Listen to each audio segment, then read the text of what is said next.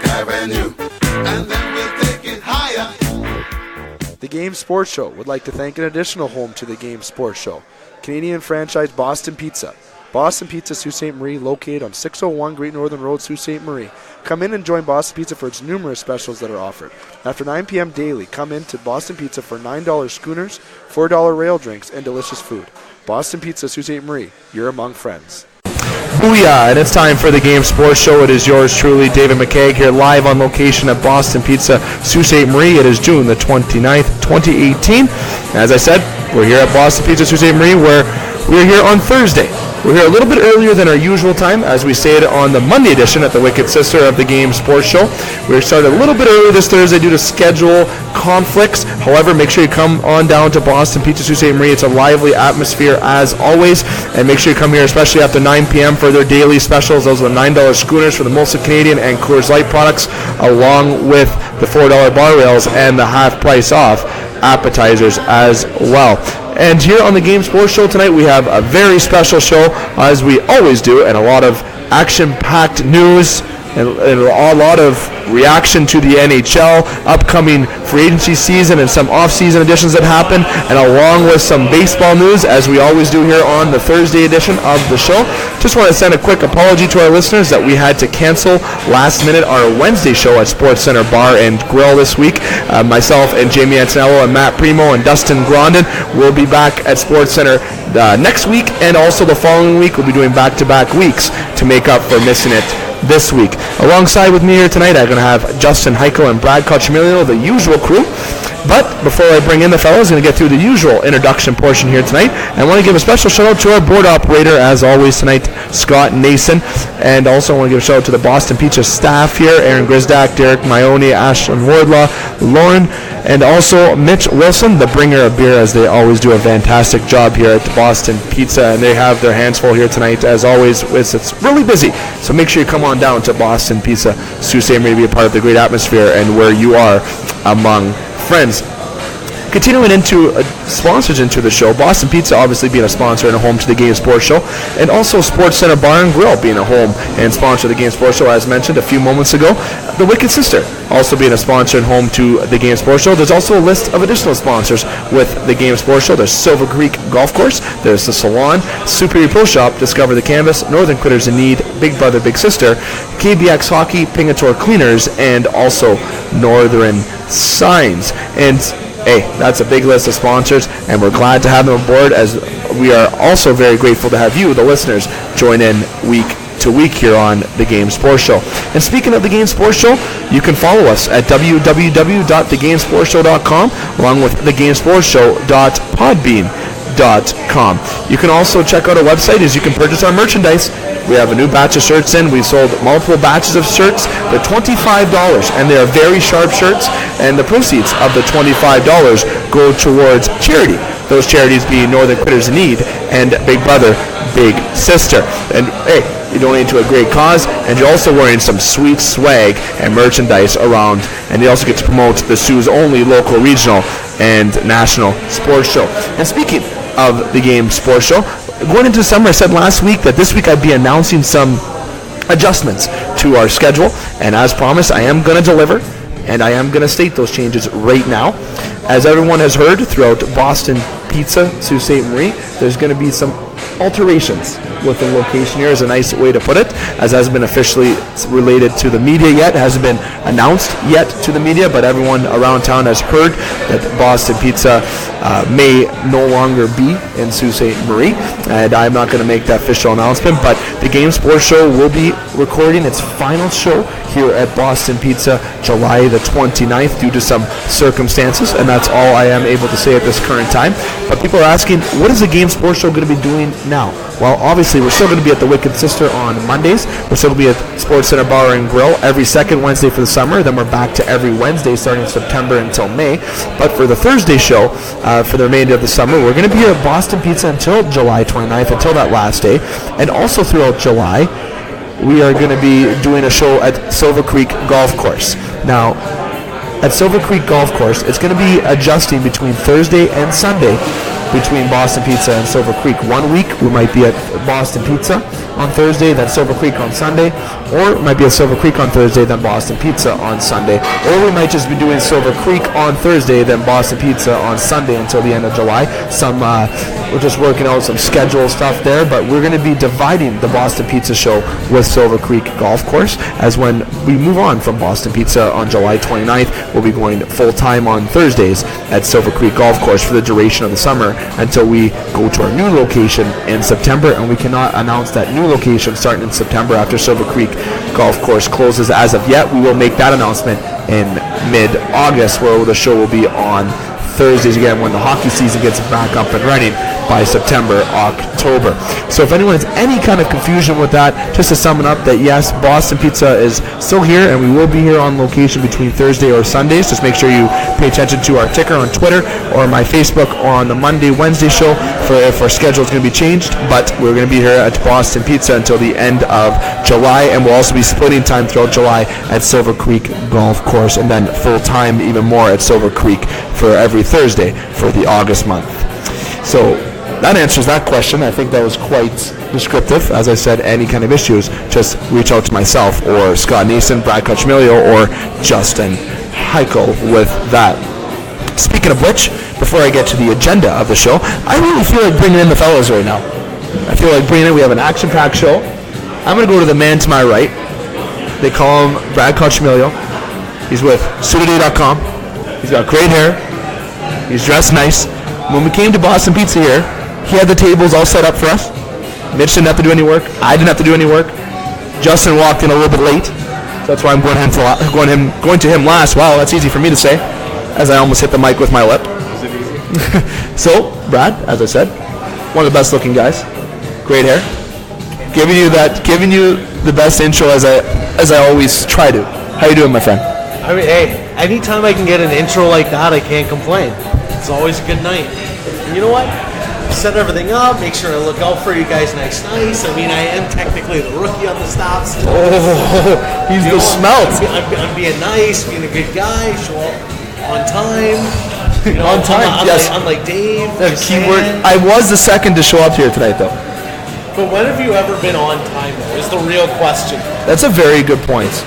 I always say 6, but then we started at 6:30. Or if we start the show at 7, we started at 7:30. You gave us Or that. 6:30.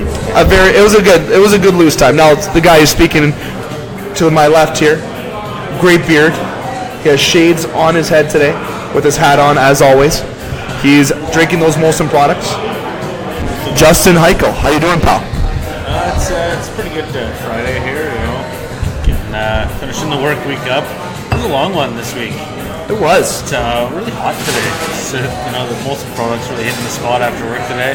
Nice to see Brad here. Okay to see you. Okay to see me. Rough intro. I mean, you really stroked Brad's ego, and you're just like, hey, here's the other guy. He's here. That's because I don't want to get your ego any higher than you already know what it is. We've been together for almost 4 years. I know, we just poke each other here. Now we just poke. It's for fun now. That sounded really weird. It did. Kind of weird. Should we, no, okay, we'll just roll with it. I like that. We're grown men. We're grown men. I like that. We like to make things weird, as Aaron Grisdak was making things weird before we started the show here, but that's how he is. And you must not forget that he is a Las Vegas Golden Knight fan. I still call him a bandwagon jumper, but even though he did call it at the beginning of the year, though, I just hate how he was right. But anyways, fellas, getting to the agenda of the show here tonight, we're going to be talking a little bit about local baseball and a little bit of baseball in this first segment quickly. And then we're going to have our break. And after our break, we're going to get into the meat and potatoes of the show, which is NHL updates. And boy, oh boy, let me tell you, we got updates, we got rumors, we got trades, we got analysis, we got ideas, we got stuff going on here that we have to share to you, the listeners, so you definitely don't want to miss that. And that's going to invade a lot of the show. There's going to be multiple breaks throughout the show, as we're going to have lots to talk about. We're going to try to break it up as best as we possibly can, and we're going to break it down for you. And also, while recording, we're going to try to, well, if something happens unexpectedly, John Tavares, while we are recording, we're going to definitely stop whatever we're talking about and talk about that. But obviously, John Tavares is in our agenda. And with that agenda, we're going to talk about John Tavares, talking about the signings, talking about some of the trades. We're even going to talk about Dubas's grandma getting in on the action. And where'd she get in on the action? I'll get to that in just a few moments. We're going to talk about Ilya Kovalchuk. We're going to talk about JVR, Stastny, Green, Neal, Jumbo Joe, Perron, Bozak, trade bait with Carlson. with Rick Nash potentially retiring from hockey due to health concerns. It's very sad. Drew Doughty announcing his extension with the Los Angeles Kings, 8 years at $11 million. We're going to break down that signing. And we're also going to talk about some of the Hall of Fame inductees. And also we're going to talk about the Jack Hughes hype. Jack Hughes is being compared to the next McDavid. We're going to talk about that. That is in the 2019 draft. And we're going to get through all the up-to-date free agency and trade and rumor news as I mentioned. But first, before I jump into that, as I said, every week now, I said bringing on into the Game Sports Show, we're going to talk about some local baseball, mostly on the Men's League Open front. We're also going to be diving into Sioux Minor baseball as we hope to bring in some more local news and coaches as we conclude the month of June. Going into July, we will have more guests and more news when it comes to local baseball in terms of bantams, midgets, and so forth with the youth baseball. But right now, we're going to use some of the airtime and we're going to talk about some Men's League baseball. My Men's League team. Dave McKay in baseball. The Renegades have improved to 3-1 after a big win yesterday. The final score was 20-13. God, I don't know where the pitchers were, I like to say, but let me tell you, I'm going to read some parts of analysis of the game to break it down for you. This is from the Game Changer app that you can have on your phone that is used on and during the games that we break through. And while we have at bats, we can we have scorekeepers on each team that actually keep track of the stats, how many balls we've had, strikes, foul tips, everything. It's absolutely amazing, this app. You got to download it.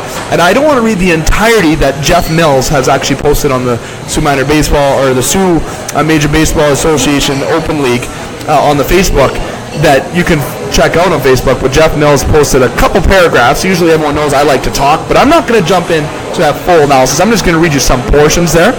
And starting with it, the Renegades run away with an early lead in the victory. And this analysis is from the Game Changer app, by the way. This is not Jeff Mills. I'd love to give Jeff Mills some more credit, but this is actually from the app. This is amazing. The app makes this up after the game. The Donuts fell behind early and couldn't come back in a 20-13 loss to the Renegades on Thursday. The Renegades scored a double by Jordan Trudeau on an error, and an error in the first inning despite the loss. Multiple errors in a segment. Donuts did collect 11 hits in the high-scoring affair. Unfortunately, the Renegades had 14 hits on the way to victory. The Donuts scored early, but Pat Armstrong singled on a 3-2 count, but the Renegades answered right away right back in the bottom of the first, and it was a big inning to the Renegades, and Philip Rivera and a double by Ryan McDonald later on in the game to try to battle back, but the Renegades scored 9 runs in the 4th inning. Trevor Duvall, Randy Swanson, yours truly, which is David McKay, Bouchard, Trudeau, and Kyle Leonard each had RBIs in the frame, which improved my statistics to 3-6 on the year. I went 2-3 yesterday with a walk. So my batting now being 3 for 6, basic math. I'm a 500 average, but I had 3 errors. I missed a pop fly yesterday. And I had an error at second base, 2 errors in the very first inning. They didn't mention that in the analysis. In that, the Renegades racked up 14 hits, as mentioned on the day. Leonard, McKay, Bouchard, and Trudeau all collected multiple hits for the Renegades, with Leonard led the Renegades with 3 hits at 4 at-bats.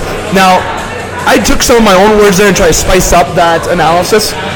If you read the analysis that Mills posted on the Facebook page, it's much more clear and much better. But like I said, it's multiple paragraphs, and I don't have that much time to read all that. I don't want to get anyone snoozing from hearing a lot of the word McKay, as it was mentioned a lot. So now, Brad, I'd like to go over to you because your eyes are in shock over here. What do you think of the high score in that game? Get your analysis with that. And also with my stats improving to a 500 average on the season. See, I like how you build up your batting average and subtly made sure you veered away from the fact that you made 3 errors in that game. It's... Yeah, I mean, you ask how the score got that high? Hey, you know what? When you have one guy making 3 errors... It brought my error counts to 5 errors this year in 3 games. See, but I'm not even highest on the team. See, that's not good. It's not good. That's not good. That's, you know what? If you want instant analysis, hashtag hot take, Hot take, pun intended. Yeah. I like that. Like that. Hashtag hot take, not good. Or hashtag not good. People wonder why I, talk about myself a lot with this, because I like to make it fun. You know how it is. And then because my name is posted on this, and it's not even at my own doing, but it was definitely a team game that won this. A lot of people had a lot of individuals had multiple hits. I got to give credit to Kyle Leonard, had a great game. I give him a shout out. Ryan McDonald got ousted in the game, and let me tell you, it was a 20-13 win, which you don't see much in baseball. But in open baseball in Sault Ste. Marie, you do see that. So, Ike, I'm going to go over to you, okay? Your analysis on the game. What can the Renegades do to try to keep that avoiding 13 runs against? And also, look at the stats there. You can talk about my stats if you like.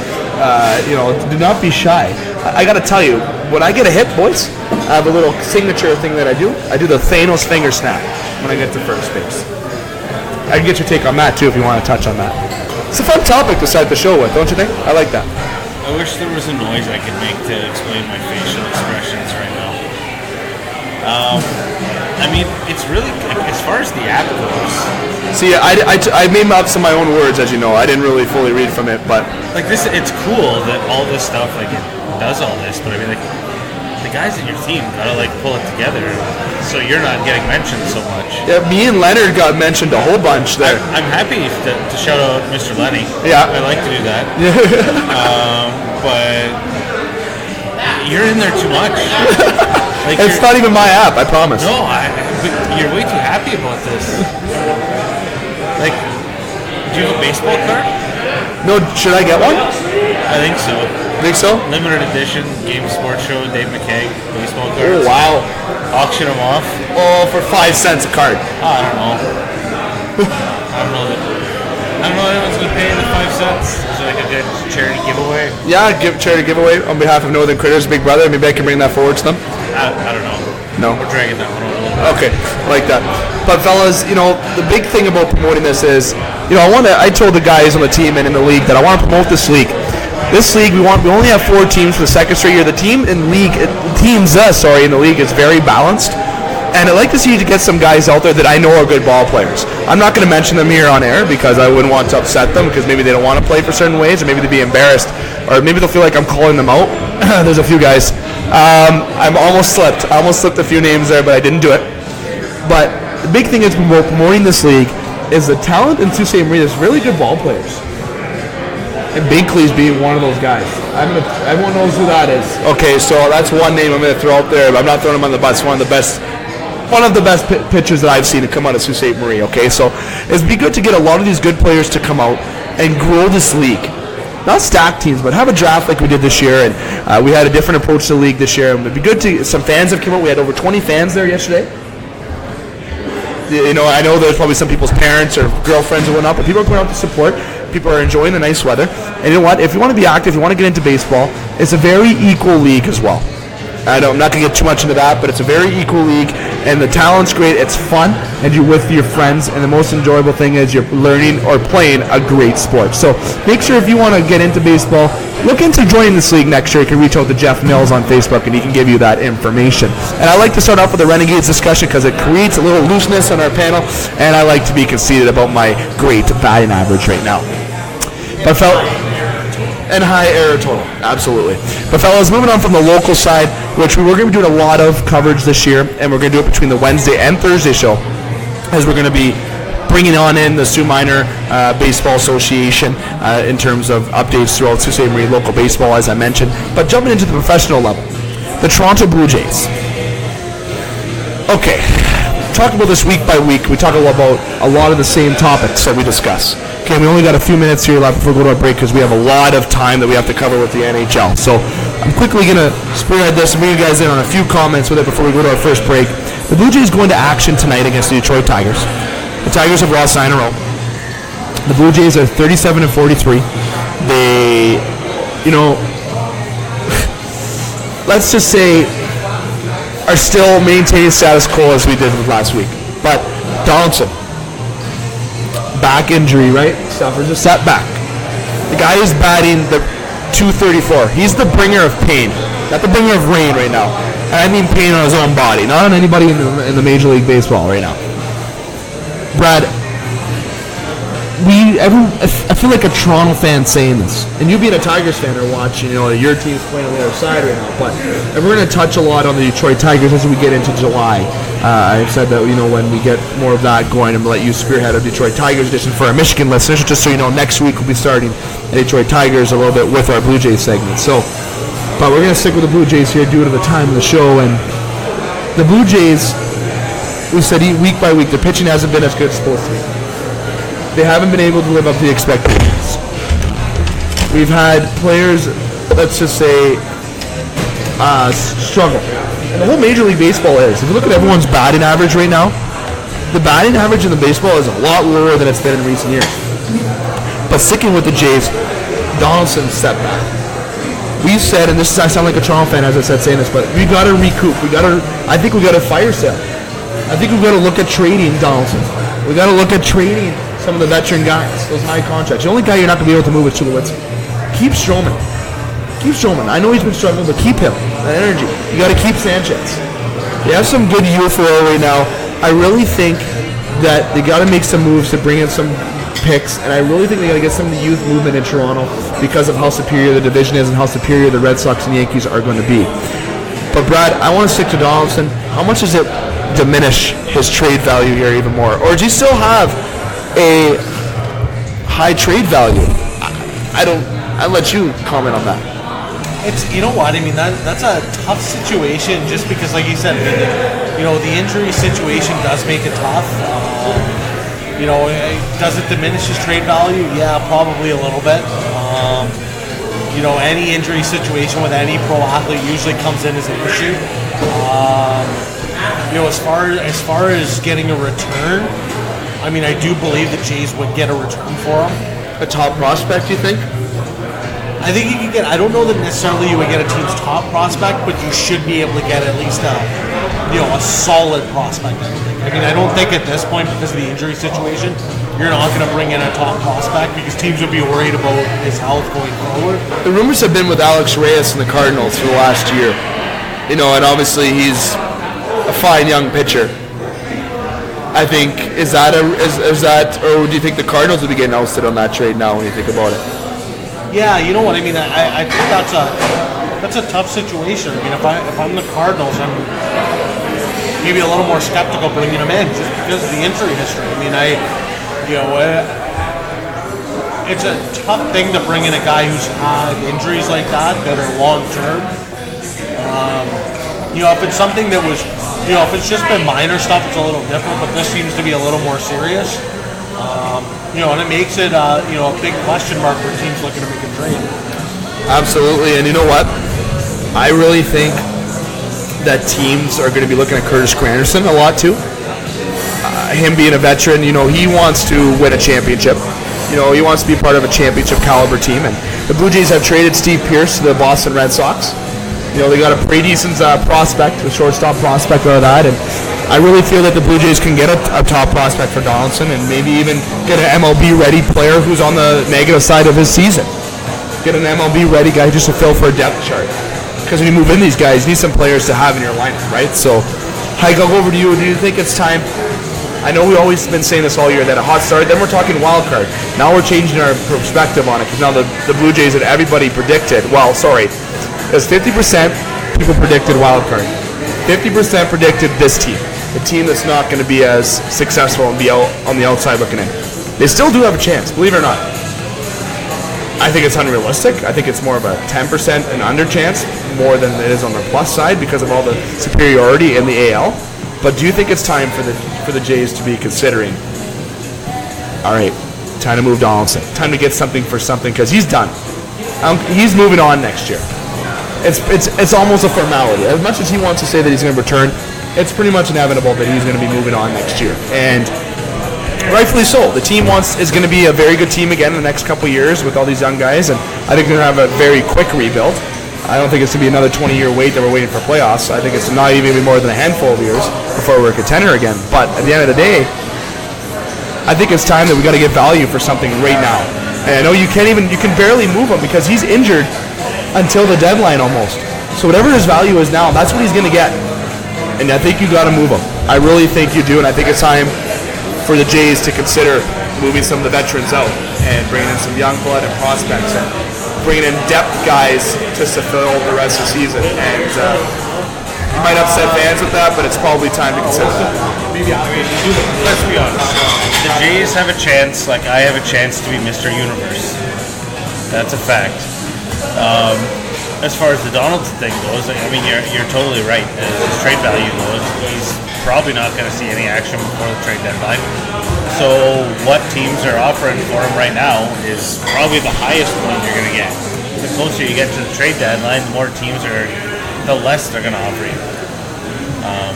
And I really do think Donaldson's just going to use the rest of the season to get healthy for next year to maximize, his potential and his value. I really do think the Jays should try and grab up as many young prospects as they can right now, because they probably have a year or two before they're going to be super competitive again, and at least see what you got with some of these guys. Pull as many prospects in as you can and just throw it together. See what you can do. See if some of these guys are players. What about leadership, though? Like, what about, when Shapiro and Atkins got hired, I was one to criticize. I didn't like the hiring. Cleveland, he built a good team in Cleveland. He was there since '84, for God's sakes. Cleveland Indians haven't won a World Series, Brad, since, it's the longest, is it not? The 50s? It's one of the longest in sports. I know people can't hear Brad because I moved the mic over to you, Justin, but I'm saying right now, he did not have success in Cleveland. How could anybody say? Atkins is a sharp young guy, okay? But I really think it is a full recap, full rebuild. I don't even know why they even hired Gibbons. I've said that. Do you think Gibbons actually had anything to do with the Blue Jays making that playoffs? No, he was an easy hire. That's what it was. It was an easy hire because you weren't sure what was going to happen. And so they were successful for a bit, and now they're not. So now he's an easy fire. Like, all it was an easy move. It was a painless... Gibbons doesn't care. Gibbons wants to be somewhere with his feet up drinking wine, coaching some AA team. And that's his dream. He just managed his 1,500th game last night. Like, he's... Or tonight. Last night. I honestly think John Gibbons is totally comfortable with what he has done to major leagues. I honestly think that I know some people that could have built that lineup with like the lineup a couple years ago with Donaldson, Bautista, Encarnacion, and all those guys. His decision was, okay, who's batting leadoff? That was his toughest decision. But then guess who they got brought in? Ben Revere. At that point. Then you had your leadoff. You had Troy Tulowitzki. Very easy lineup to make, man. Very, very, very easy. Okay, Ben Revere's your leadoff. Number 2 was Donaldson. 3 was Bautista. 4 was Encarnacion. 5 was Tulowitzki. Okay, and I know I'm missing some other guys in there. Russ Martin was 6, because he was batting almost 30 home runs a year. Your top 6 guys are 25-plus home runs. That is absolute insanity. They would be down in innings. That's okay, we get 10 home runs a game. They'd win a game 10-5. 10 home runs. Who's batting 7th, 8th, 9th? You got Kevin Pillar. They had Devin Travis, who should have been a leadoff guy, but was obviously more injury prone. You also had Ryan Goins batting at the bottom of the order. Okay, and you also had I'm missing another guy that played out in the field, but drawing a blank right now. I don't have stats up, but the point is, Gibbons had an easy lineup to rotate in. Then you have Price, Stroman, and Sanchez. That's a very easy rotation to make, because guess who else you have 4th and 5th? You have Estrada and Happ. Happ was a 20-plus game winner that year. That's an easy rotation to make. I'm not doubting management skills here. I'm just saying that it seemed like he had white gloves going in, okay? And I really think that now that he has to work and manage and put a team on the field, it's really showing his skills. Not doubting him. He's a smart man. Everyone loves him. He's a fan favorite. But I really think they could have went another different direction than having him as a manager before. I think they would have won the World Series. I truly think they would have. I know their pitching wasn't great. They lost to Andrew Miller the 1 year at Cleveland, and they also lost to the Kansas City Royals the year before that because of how, let's say, they had that strong bullpen. That was the Jays' Achilles heel. They didn't have that bullpen. But my whole topic and point with this, before we go to our break, is that Gibbons is the first to go, and I believe rightfully so. Maybe not right now this year, but maybe at the end of the year. The first thing that's got to happen is trades right now.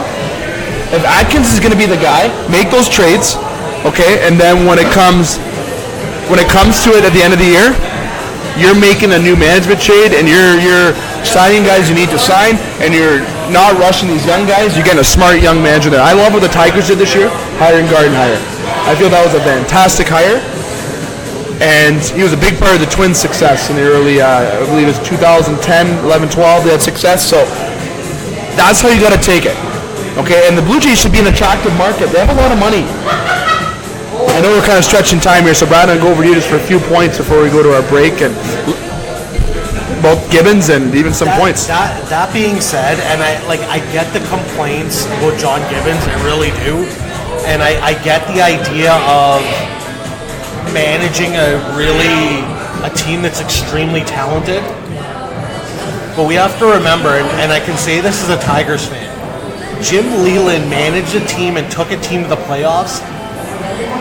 They got swept in the opening round of the playoffs with the previous 3 Cy Young Award winners starting for them. Scherzer, Doug Fister, and Justin Verlander. Okay? Those were the Tigers' 3 starters. I believe it might have been against Baltimore. Okay? Yeah, it was that year. So they got swept in the playoffs, having the previous 3 Cy Young Award winners starting for them. To me, and I get, and I'm not saying John Gibbons is doing a great job, but it's a lot harder than just penciling a handful of guys in and saying go to it. I mean, look at that Tigers team. You know, you had a team that added David Price looking to make a run and never did. There were some really good Tiger teams between 06 and about 2012 or 2013. There were some really good Tiger teams. They went to 06. They went to the World Series. 3 years. 3 years. That was the year they lost to St. Louis. St. Louis. That's right. Yeah. And that was 3 years after they lost 119 games. One of the most in history. It was the second most in Major League history. And they had to go on a winning streak at the end of the season to avoid being the worst team in Major League history. Remember you saying that. And so for me, it's, you know, at the end of the day, the manager is always going to be the guy that gets criticized. It's the same in any sport. It's easiest to throw the blame on the coach or the manager. And let's face it, at the end of the day, it's easier to fire a coach or a manager than it is to trade half your roster.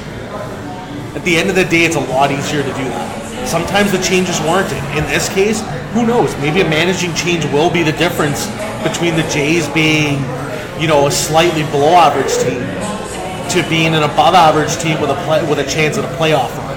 A team that, you know what, with this roster, could make a wild card run.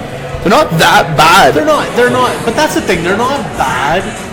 Their starting pitching should be okay. Yeah. But their lineup, I don't know if it's there yet.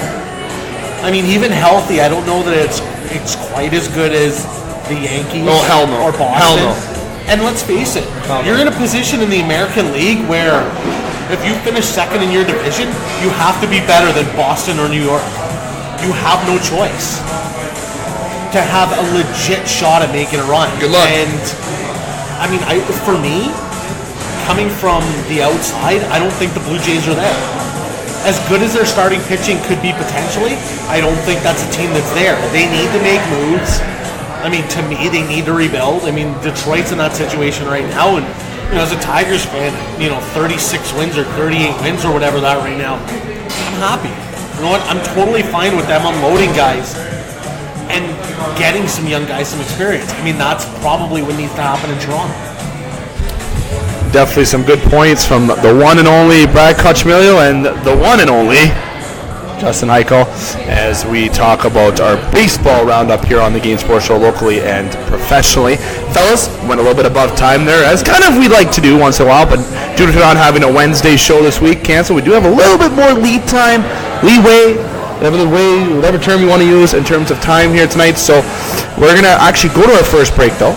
It's Dave McKeag alongside Justin Heichel and Brad Kochmilio. We're having some good pizza, having some water, Good call on the water, Brad. I'm just kidding. Men the Molson products as well going down. We're going to take a break. You're going to hear from our sponsors. And we come back, it's time to dive into the meat and potatoes. That is NHL recap. Don't go anywhere. We're right back here on The Game Sports Show. The Game Sports Show would like to thank an additional home to the Game Sports Show, Canadian franchise Boston Pizza. Boston Pizza, Sault Ste. Marie, located on 601 Great Northern Road, Sault Ste. Marie. Come in and join Boston Pizza for its numerous specials that are offered. After 9 p.m. daily, come in to Boston Pizza for $9 schooners, $4 rail drinks, and delicious food. Boston Pizza, Sault Ste. Marie, you're among friends. The Game Sports Show would like to thank a list of additional sponsors. North Shore Sports and Auto, new location located on 647 McDonald Avenue, Sault Ste. Marie. A family-owned and operated business with doing business in Sault Ste. Marie for over 10 years. Loads of products available for your enjoyment for all seasons. North Shore Sports and Auto, we understand the importance of quality service and products, and we work hard to ensure that all customers have a positive experience before and after each and every sale. North Shore Sports and Auto, meeting all of your new and pre-owned equipment needs. Special thanks to Salon. The Salon, located on 589 2nd Line East, Sault Ste. Marie, Ontario. Owned and operated by Mike Cuglietta.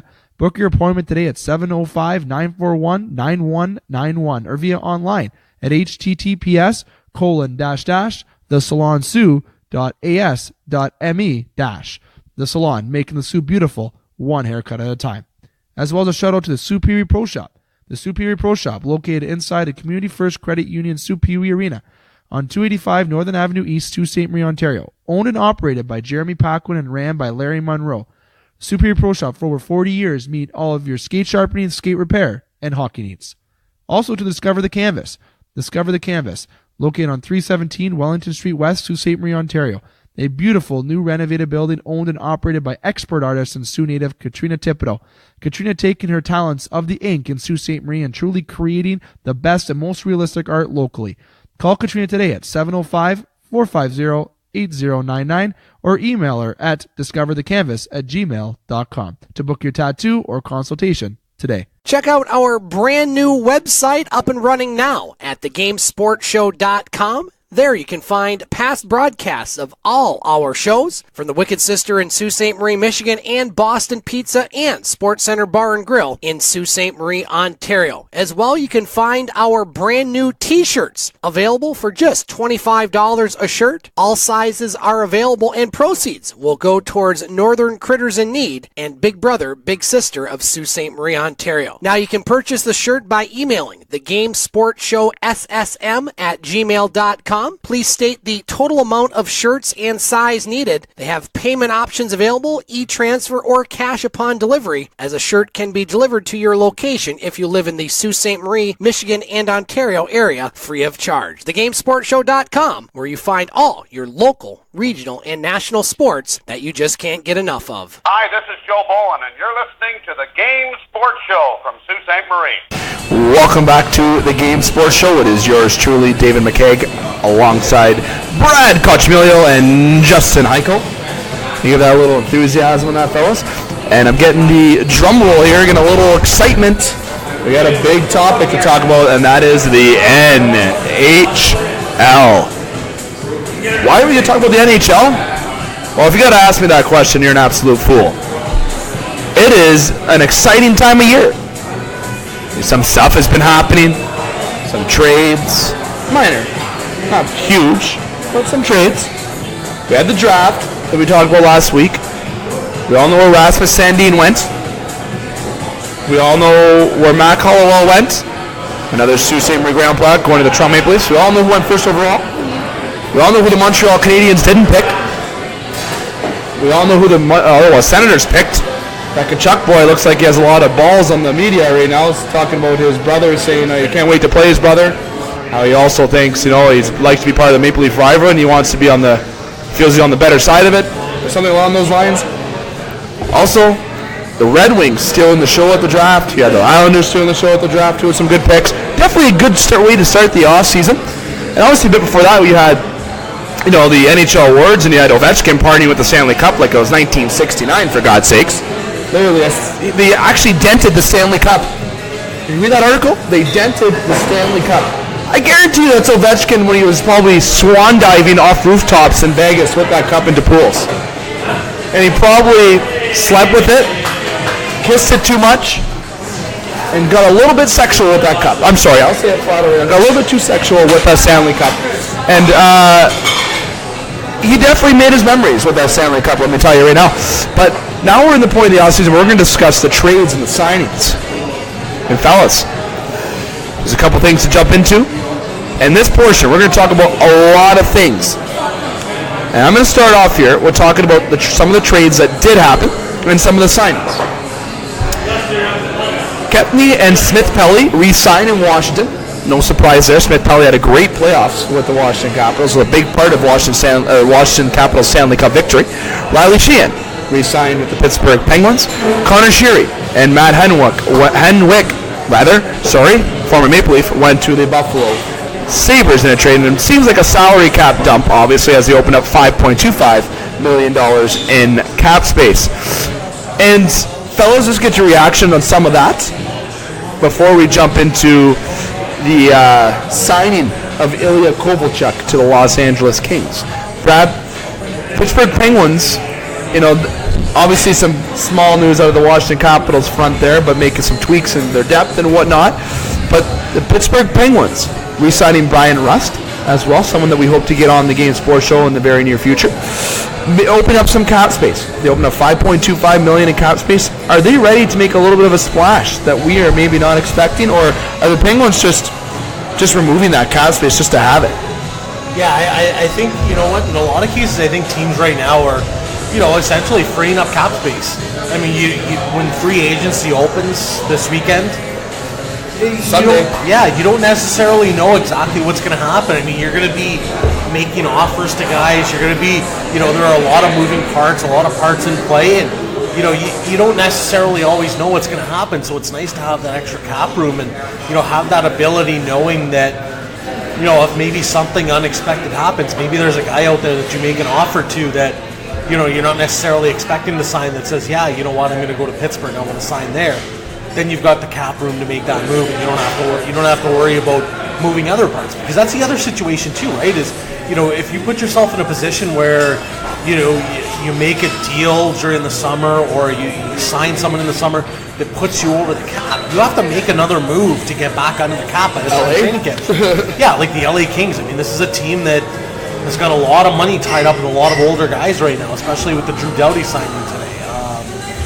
So it's going to be one of those things that, there are teams like Pittsburgh that are going to need to, make moves, and they're going to need to, they're going to need to basically work some cap space to see what they can do. It seems like money is going to be something, and you mentioned Drew Doughty signed an extension to 8 years on $11 million per, and Couture expected to re-sign an 8-year contract with the San Jose Sharks. So people are just dishing out the cash like it's going out of style, and but the thing is, it's easy for me to say because teams are trying to build competitive teams, and you know what? Speaking of the Pittsburgh front, making that salary cap makes me really wonder. We're going to jump into JVR in just a few moments, but they're one of the favorites to land JVR right now, along with a lot of other teams that are apparently favorites as well. But maybe Phil Kessel has a little bit of pull with that. I know they re-signed Riley Sheehan, but maybe there's a little bit of room to try to bring in Bozak and JVR there. Maybe not. But JVR going to Pittsburgh, is that, or are they going to make a move here, Justin? Are they going to just make a splash, or are they just freeing up cap? I just think Pittsburgh's trying to free up a little bit of cap. I honestly don't see them doing a whole lot. They are kind of cap crunched with the Kessel contract, the Crosby contract, Malkin's contract, Letang's contract. They've got a lot of money tied up in some big-time guys. Buffalo, I think, made out like a bandit on that deal. I really do. I think Buffalo gained 2 quality depth players. Connor Sheary's a good hockey player. And how happy is Sidney Crosby that Connor Sheary's gone now? Honestly. I don't see James Van Riemsdyk, and this is not to knock James Van Riemsdyk at all, but he's probably the number 1 free agent out there right now. And so he's going to command July 1st top of the line free agent money. Evander Kane money. And he's not worth that. He's not. And that's not... He's a victim of circumstances right now because someone's just going to offer him that because they can. Everyone's getting Arizona, everyone's Philly. getting 8 years, $88 million. He's got to get 7 something, you know? And he's going to be overpaid and probably underproduce. Just because he's not in an environment where he can succeed anymore. I think Bozak going to Pittsburgh is maybe realistic. I really do. But Van Riemsdyk's probably going to the highest bidder. Maybe Philly, back, you know, I don't like it, but I don't. Boston, because Rick Nash isn't doing anything now, and Boston seemed to really like having that big guy on the wing. But I wouldn't be happy with that. You know, I don't think you'd be happy with that. But like Montreal needs someone to play hockey because they don't have any. We're sticking to Van Riemsdyk, but the Pacioretty thing's a mess too. A lot of trades are going to happen this offseason. This landscape is going to be totally different, I think, in 5 days from what we're seeing right now. Yeah. Like whether the Carlson thing is happening, you know, there's just a lot of, I hate to say, you know, be cliche and say dominoes, but man, there's a lot of stuff that has to kind of turn over before teams are willing to shake some trees again. So it'll be interesting the next couple of days, that's for sure. I really think it's going to be a very busy offseason. I really do think that, Brad. Trades and signings. In the last few years, it felt like it would be dull off seasons, but Montreal's going to be making moves. Teams have to get under the salary cap. A lot of free agents out there that are pretty attractive. You know, you got Tavares, you got Van Riemsdyk, you have Mike Green. You got some good players that are out there. And one name that went off the board, though, that we're going to jump into right now, Ilya Kovalchuk. Not surprised it was the Kings. He had interest to go to that coast, and the Kings needed a left winger, a scoring winger, and they got that. What are your reaction with the Ilya Kovalchuk sign? Yeah, well, I can't say I was surprised because it really wasn't about him going to LA. I mean, how much of a difference he's going to make in Los Angeles, I'm still not sure. Because, I mean, we got to remember he is also 36 years old. As skilled as he is, he's long in the tooth. You know, do I think he's going to be productive to an extent? But I don't know. I can't say that the LA Kings are getting the Ilya Kovalchuk of old. You know, they're going to be getting a guy who's going to put up good numbers for them. But if people think that he's going to come in and be, you know, a 40-goal guy, I don't think he's going to be a 40-goal guy for that team. I think he's going to be a guy who's, you know, 20 to 25 goals, maybe 30. You know, but he's going to be a productive player, but not, you know, I hate putting big expectations on a guy of his age just because you never know. And I mean, let's face it, you know, for a guy who's 36, you never know what his injury situation is going to be like either. You know, one seemingly minor injury could turn into something major for him as well. So, you know, there's a lot of moving parts to that deal. You know, do I think he's going to be a good player for LA? Yes. But my expectations are that, you know, we almost have to dial them back a little bit and be a little more realistic and say, hey, you know what? He's going to be good, but anything we get over and above a certain number is just going to be bonus points. Absolutely. You know what? I kind of feel like the age is going to be playing a factor, but who knows? Patrick Marleau signed a contract with the Toronto Maple Leafs as a veteran. He went in this year and did what he was expected to do, but he does have a hefty price tag, as does Ilya Kovalchuk. But good fit overall in LA for what he needs. I think he'll be playing the left wing alongside Anze Kopitar. He'll be playing. He'll get some first line minutes, or maybe he'll be playing alongside Jeff Carter. Depends. I feel like there's too many snipers on the line. But LA nonetheless signs Ilya Kovalchuk. Fellas, we already talked about JVR, so we're not going to really just kind of conclude with JVR. Teams that are attracting interest from are also San Jose Sharks, the New Jersey Devils. The Islanders are kind of peeked their head in there. Obviously, Lou Lamoriello. You know, the Pittsburgh Penguins and the Arizona Coyotes also being teams that are sticking out for JVR. Where do you think JVR is going to go? Because I can guarantee you, I think his time in Toronto is done just like Leo Komarov. It seems like Leo Komarov is going to be moving on to the New York Rangers. It seems that he's come to a verbal agreement, as we read on articles yesterday, and has been kind of announced on social media, and has been kind of seen that seems pretty good that it'll be one of the first signings on July 1st, which is Sunday, going to the New York Rangers.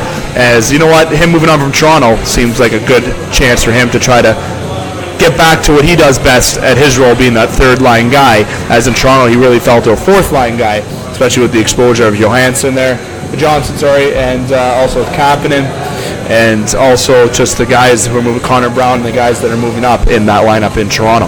But speaking of Toronto of sorts still, we're going to go to the big fish of this free agency class. People are wondering why we didn't dive into that first. Well, I just want to get you guys warmed up, get you guys intrigued. We took our little appetizer. We put a little sauce on our food. Now we're digging on into it right now. His name is John Tavares. I don't know if you've ever heard of him. He's a decent hockey player. First overall pick by the New York Islanders. Special exemption to the OHL with the Oshawa Generals at the age of, they'll be 15. And coming into the league, he had a lot of comparisons, a lot of the elite. And he has lived up to that height. On the Islanders, he had some playoff appearances, but never really made it past the first round except once when they beat the Florida Panthers. So he's had some playoff experience. He's been the captain of that team, but you know what? The team is in a different kind of direction now. They bring in Lou Lamoriello. They have Mike Trotz. Wow. Barry Trotz. I don't know who Mike Trotz is. I apologize. Barry Trotz. They get some veteran guys there, and they got a good young stud in Barzal. They have a lot of cap space, as Brad and I are discussing off air. They have almost $32 million in cap space, the highest in the National Hockey League. So I wonder if they're going to be the ones throwing the most money at Tavares when it comes to this meetings. But they also have money to get some talent around them, which is goaltending that the Islanders severely need. Halak and Kreis are not going to win these Stanley Cups. Okay? I think they got to look at a very affordable option. If they can't make a trade for a goalie, you're going to have to look at trying to sign Cam Ward, a Stanley Cup winner, a good veteran guy to work with Kreis. If you're going to have a good, decent options with Kreis and Ward and maybe try to move Halak or do something, you might have a decent goaltending there. But if you're not going to be able to get a goalie, you're going to have to surround Tavares with some good some defensive players and forwards and wingers. So I don't know. The Islanders are kind of feeling in a different direction. They had a great draft, a fantastic draft. I think it'd be good for them to build that way. But Lou and Barry are there because of, yes, a price tag. I would think that's a big part. They won't admit that. But also because the opportunity is there for them to build a team of their own again. And maybe they lose Tavares for nothing. So speaking of losing him for nothing, Tavares met with the San Jose Sharks, the Toronto Maple Leafs, the Dallas Stars, the Boston Bruins, and the Tampa Bay Lightning alongside the Islanders. And apparently had some phone discussions with some other teams, but apparently on the short list of teams, those are the short list. And today was going to be the day apparently that he was going to announce his short list. As we sit here at Boston Pizza, myself, Justin, and Brad are waiting to still.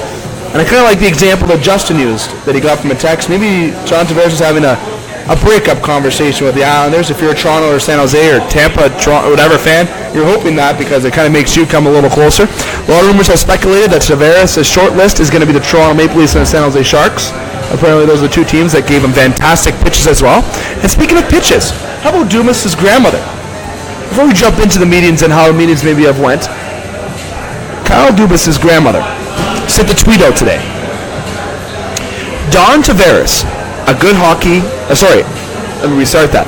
John Tavares, a good Canadian hockey player, should be playing for a Canadian team, namely the Toronto Maple Leafs. No negotiations necessary. Come on, Tavares, you know what you want to do. That's what Dubas' grandmother said on tweet today. And I hope John Tavares got the message. I hope he got the link. And I hope he's looking at it and smiling. Because it would be a good fit in Toronto. Be very scared to see what the price tag would be as he's looking around the 8-year, $90 to $100 million range, which would be about almost $13-ish million, give or take, a little bit of change. But there's still, from what we see, and this is what's been announced from sources on Twitter, that John Tavares has still made no decision and he's still just deciding between the 6 teams.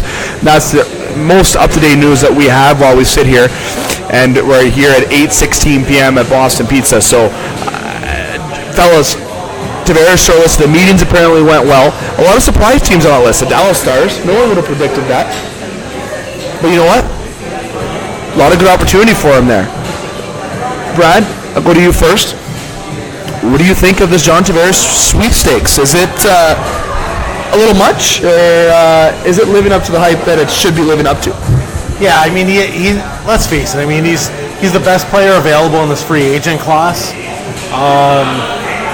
You know, I feel like, and you know, as someone who makes my living in this business, I always feel like this is a little much in terms of the build-up and whatnot.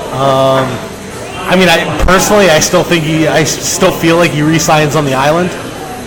I'm getting that vibe. According to his agent tonight, as of shortly after 8 tonight, he's still talking with 6 teams. You know, so I think this is a process that, you know, we're looking at. Like, I don't think he's gonna sign right away. Like, you know, I feel like the only way he signs in the next week is if it's with the Islanders.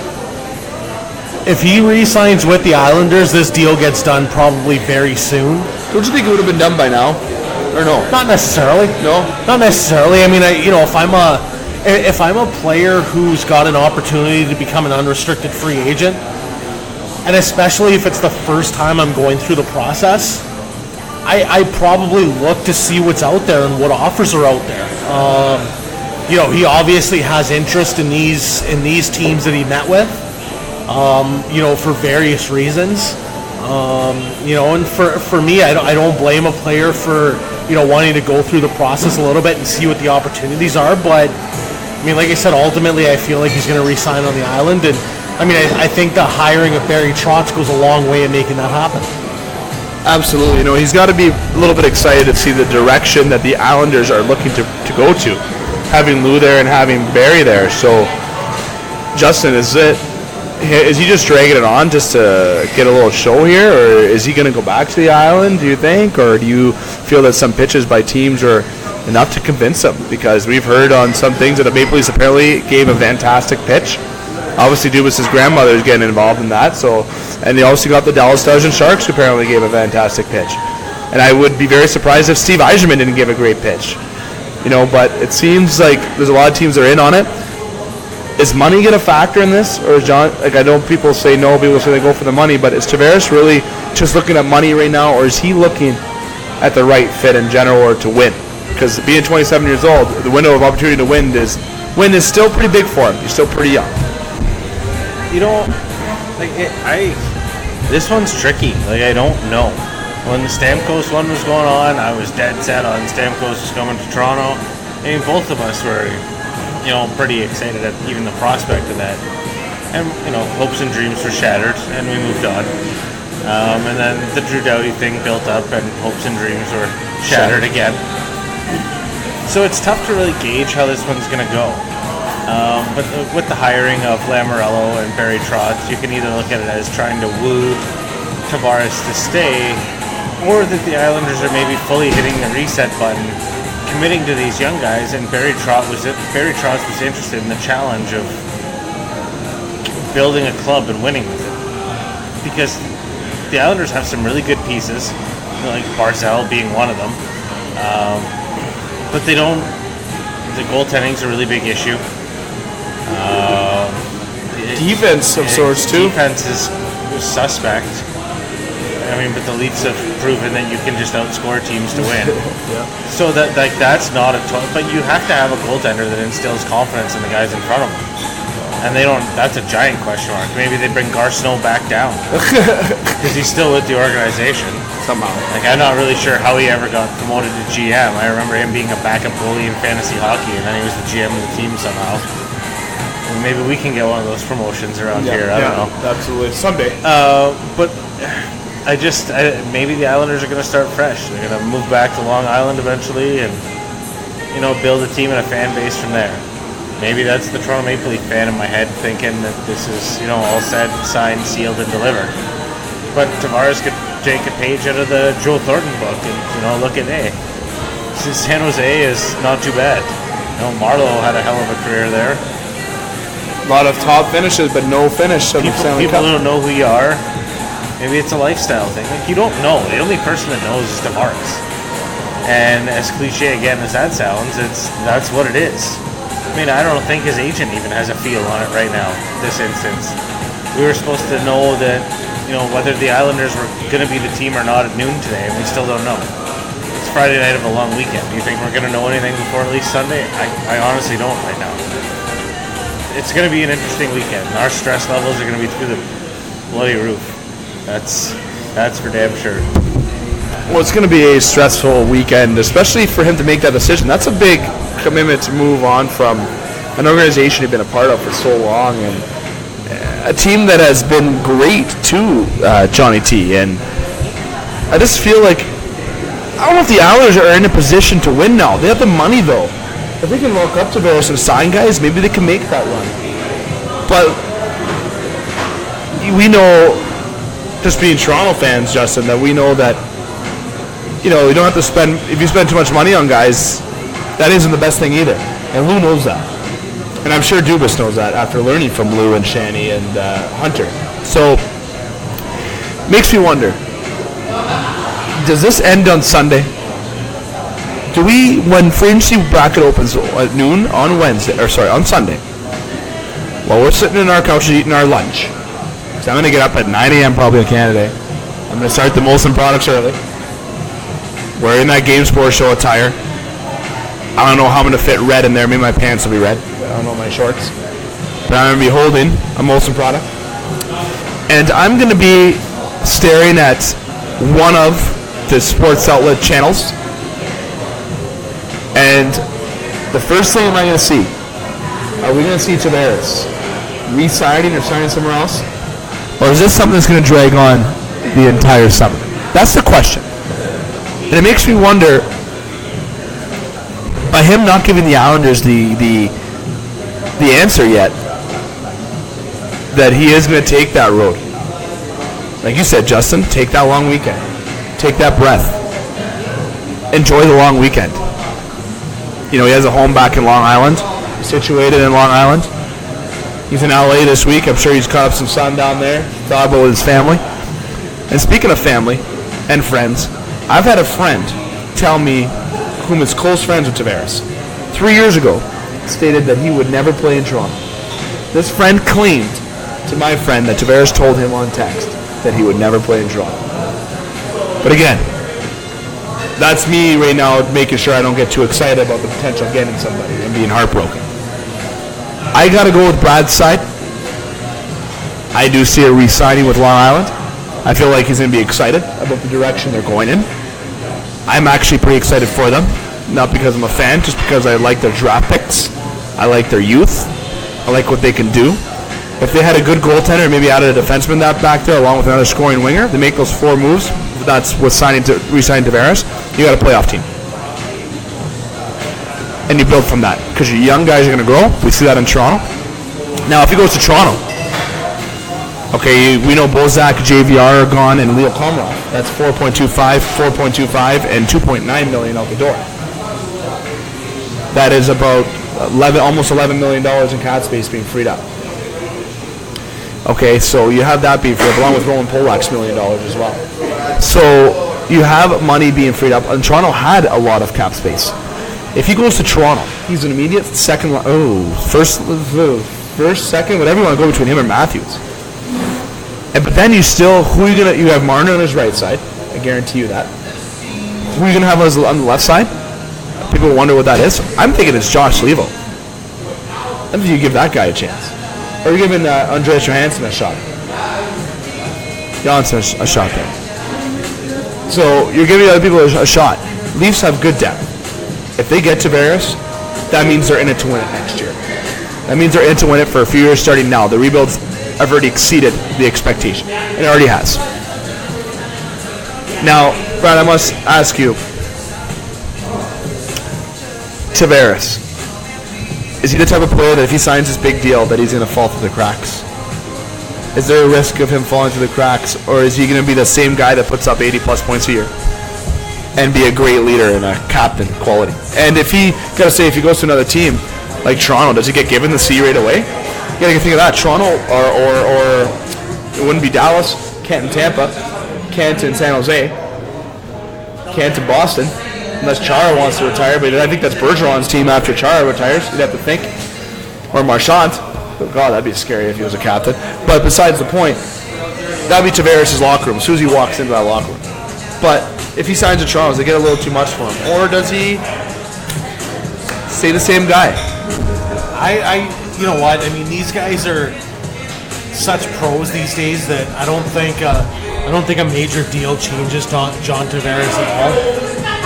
And regardless of the team that he goes to, you know, it's one of those things that you know, he's in a position where, and he's the type of player that I really don't think he changes. I don't think his mentality changes. I don't think his game changes at all. I mean, he's he's a point producer. He's a high-end player, and that's not going to change at all if he ends up with a different team or if he ends up going back to the island.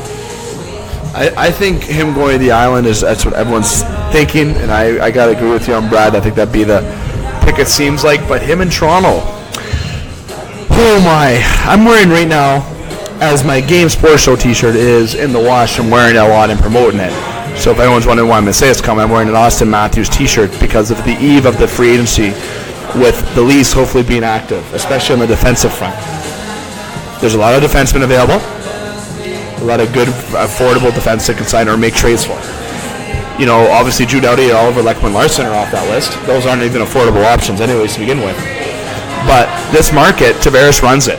He's the cream of the crop. He's the guy that everyone is going to want, but now 6 teams are the front runners, and I think the final 3 are between the Islanders, Sharks, and Leafs, and I think the final 2, if you're going to narrow it down, is the Islanders and Leafs. Ultimately, the Islanders still got to be the main front runners, because him staying there seems like the best choice overall. Listeners, what do you think? Let myself, Brad, or Justin know, or any member of the Game Sports Show, let us know what you think. Going to be interesting. Very sure going to be interesting. We should have a decision maybe by the time this is officially done recording. Our luck, we done our recording, and we'll have the announcement shortly after. But I'm kind of going to have a feeling that we're going to have our knowledge known of this by Sunday. Tavares will have his decision by noon, July 1st. Moving on, fellas, we're going to talk one more player before we go to break, and we have a couple more players to talk about that, then some trades. I want to talk about Jumbo Joe Thornton before we go to break. And here's why. Quick topic. The guy badly wants to remain a Shark. Is he going to be a Shark? Or does a domino fall if Tavares doesn't sign? They just re-signed Couture. They have Evander Kane locked up. If they sign Tavares, you got to think that's going to be north of 10. That's a lot of money. You have Brett Burns there. You have Marc-Andre Vlasic. You got Jones there. You got a lot of money tied up. If Tavares signs in San Jose, does Joe Thornton retire or leave San Jose? That's my question to you guys. Or does Joe Thornton stay in San Jose either way? Because honestly, guys, I think guys are going to laugh at this, but I think if Tavares goes to San Jose, Joe Thornton's as good as gone. And I think he'll be the guy they'll be looking at the Islanders or the Toronto Maple Leafs. If Tavares goes to the Leafs or Islanders, or whoever it may be, you got to see Tavares will probably, Thornton will probably re-up in San Jose. Justin, I'll go to you first. I mean, part of me thinks with the re-signing of Couture that maybe they're out on Tavares now. Maybe they've decided to reallocate some money elsewhere and start to move on with Plan B. Maybe I'm reading too much into it. Maybe I've spent way too much time refreshing Twitter and other websites and everything else today. But I really do think the San Jose Sharks re-sign Joe Thornton. I think he plays a year, and then I think he rides off into the sunset on his lawnmower, casually stroking his beard.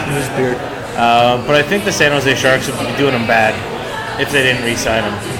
I don't think he's going to command a lot of money. I think he's an understanding guy that knows that the Sharks have given him a lot. And, $8 million last year, man. And the Sharks have equally benefited from the relationship, so he wants to end it there, and I really do think the Sharks want him to end it there, so I don't see him going anywhere but the Sharks.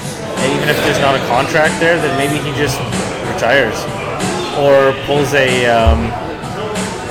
what's his name, Mr. Underwood there. Mike Fisher. Yeah, and comes back mid-season, gets ready for the playoffs, Good points there. Brad, before we go to our break. I I think regardless of what the San Jose Sharks do, Joe Thornton resigns there. I mean, I have this feeling that, and I realize Joe Thornton has made a lot of money in recent years, but I almost feel like, let's say the San Jose Sharks get John Tavares, I feel like Joe Thornton takes a big discount to play with an elite player like John Tavares, because that, like, a severe discount. Yeah, because for me, that team, if you can work Tavares onto that roster with Logan Couture and Joe Thornton, like Pavelski, like, I think that could be a fun team to watch. And Joe Thornton and Evander Kane, like, Joe Thornton seems like the type of guy that would take a discount to play on a roster like that, to play with a group of forwards that are that good. You know, their last chance. That would be their last chance. And that's just it, right? Like, you know, if I'm Joe Thornton, I mean, you talk about money. If I'm Joe Thornton, and you've got a chance to play with Tavares and that whole group, I take that discount. I take the major hometown discount and go back to San Jose for a year or two and see what happens. Take another kick at the can in San Jose. Try to win that cup in San Jose. They can still be favorites without Tavares. Yeah, that's the thing. That's still a very, very good roster, and it just gets scarier if you keep Joe Thornton and add John Tavares. And I mean, I realize that it's tough in the whole salary cap era to have something like that, but that could be a scary, scary team if you could work in Tavares and Joe Thornton onto that roster. Very scary team indeed. But I think we all guess where we think Tavares is going to be signing, or should I say re-signing. Long Island. But we could be wrong. I'm hoping he's wearing the blue and white by Sunday. Don't get me wrong. It'd be hard to crunch that in with the cap, though. Especially with Marner and Nylander and all those guys' contract coming up. You got to think that maybe Nylander will be on the way out. But we won't get into that. This is another topic. But fellas, we got a little bit more to talk about here. Well, I shouldn't say a little bit. A lot more to talk about. We got to take a quick break. And when we come back, Brad, myself, and Justin are going to bring you some more hockey analysis, some more hockey news, updates, potentials, some rumors, and all that fun stuff. So don't go anywhere. We'll be right back here on The Game Sports Show. The Game Sports Show would like to thank an additional home to the Game Sports Show, Canadian franchise Boston Pizza. Boston Pizza, Sault Ste. Marie, located on 601 Great Northern Road, Sault Ste. Marie. Come in and join Boston Pizza for its numerous specials that are offered. After 9 p.m. daily, come in to Boston Pizza for $9 schooners, $4 rail drinks, and delicious food. Boston Pizza, Sault Ste. Marie, you're among friends. Thank you for tuning in to the Game Sports Show, broadcasting Thursday nights from Boston Pizza in Sault Ste. Marie, Ontario, and online at thegamesportshow.podbean.com. I hope you're enjoying the broadcast. Now, if you want to hear more of the Twin Sault's only local, regional, and national talk show involving the world of sports, I encourage you to visit our website, thegamesportshow.com. There you can hear a couple other broadcasts of the Game Sports Show. Monday nights, we do the game from the Wicked Sister on Ashman Street in downtown Sault, Michigan, 6 to 7 o'clock on the radio. WUPN, Eagle 95.1 locally, or online at radioeaglesioux.com. Now, the full 2-hour show can be heard on the podcast page of the game at thegamesportshow.podbean.com, or you can go to our YouTube channel. Just look for Scott Nason in that one, as yours truly, along with Dave McKeag and our weekly contributors, Butch Davis from the Telegram News and Butch on Sports, along with EJ Russell on the Team Wireless Hot Seat. We focus on local, regional, and national sports, including high school basketball and hockey, junior hockey, Laker athletics, and the Detroit sports scene. And Mr. Electric Avenue Dave McKeag also broadcasts a show on Wednesday night from Sports Center Bar and Grill in Sault, Ontario, along with his regular contributors Jamie Antonello, Justin Heichel, and Dane Hantro. They focus on football with their In the Pocket segment, talking about the NFL along with basketball and the NBA, and other sports including tennis, golf, soccer, and the WWE. Once again, you can hear all three versions of the game at our website, thegamesportshow.com, or our podcast page, thegamesportshow.podbean.com. You can also find us on YouTube. Just look for the Scott Nason channel. And thank you for listening, and keep it locked here to The Game for all your local, regional, and national sports talk that you just can't get enough of.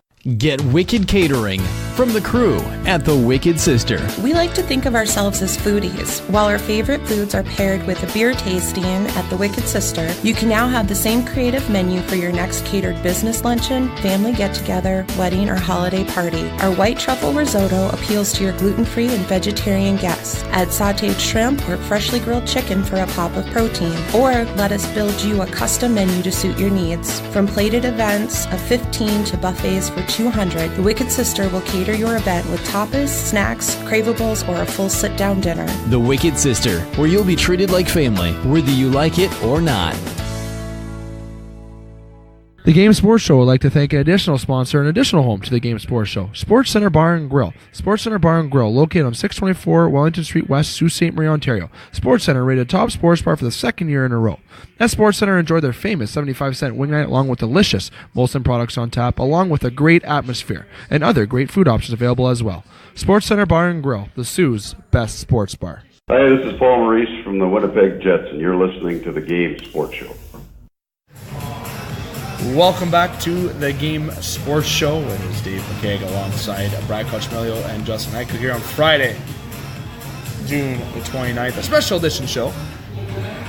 You know, we're usually here on Thursdays. As I said at the beginning of the show, we're going to be here on Sundays now for the entire month of July, as we're going to be rotating in locations with Silver Creek Golf Course and Jamie Henderson. A little bit of enthusiasm behind that. I like to throw a little fun hollering and some excitement as best I can here.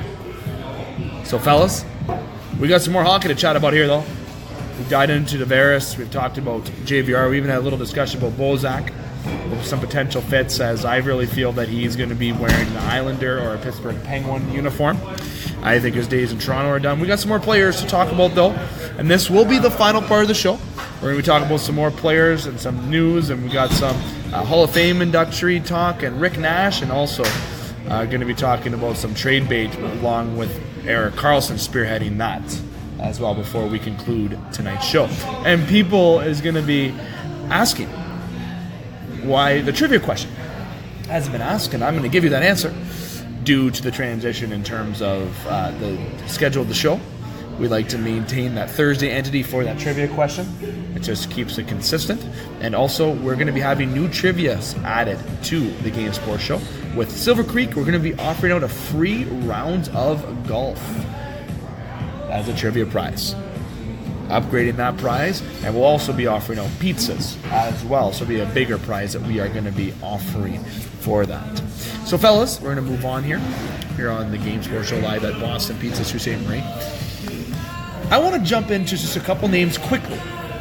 Mike Green, Paul Stastny, James Neal, and even David Perron I'd like to jump into. James Neal. Scoring wingers seem to be kind of coveted here with James Van Riemsdyk leading that pack. But James Neal, why in the, I'm going to say it, fuck, would he leave Las Vegas? That's what I don't understand. Apparently he is going to be moving on from Vegas and taking offers and looking at some other places. But Vegas, Stanley Cup Finals this year, losing to the Washington Capitals. And now he is considering leaving Las Vegas. It seems like he found his game back with Las Vegas. Why would he go anywhere, Justin? Why? I honestly don't know. I mean, maybe he becomes the next Marian Hossa, where he goes to every team that doesn't win the Stanley Cup until he wins the Stanley Cup. But I'm with you on this one. I think it'd be silly to leave Vegas. If people are paying you to live in Las Vegas and you say no, you're stupid. The end. That's really all I have to say to you. I don't know what else you want to... Even money's not a factor. Vegas has cap space. Well, I don't see anywhere how it's an issue. You had a successful year. The team had a successful year. Everybody likes you. Why wouldn't you want to be there? I mean, do you know that the team's going to suck next year? And I don't know. No, it seems like a no-brainer to stay there. Like, no one else. There's not a lot of teams that are excellent situations that have, the cap space to make that happen. Honestly, what's he going to do? Go to the Islanders? Where else? Arizona? Is he gonna Not Toronto. Is he gonna replace Max Capiletti's in Montreal with their lacking centers or defense, or I don't know? Just I honestly don't know. I think Vegas is the most natural fit for him, and he's stupid if he leaves. I mean, that maybe sounds a little harsh, but honestly, it seems like a no-brainer to stay in Vegas for James Neal. Quickly, Brad, I'll slide over to you for the James Neal response. Yeah, I'm kind of on the same boat. I'm surprised he's looking at leaving Vegas. I mean, I feel like it's almost got to be some sort of personal reason for it. I mean, like Justin said, it's one of those things where it's somebody is paying you to live in Las Vegas and play hockey. Can't be all that bad. No, but I'm making the Stanley Cup Finals this year. Stanley Cup Finals.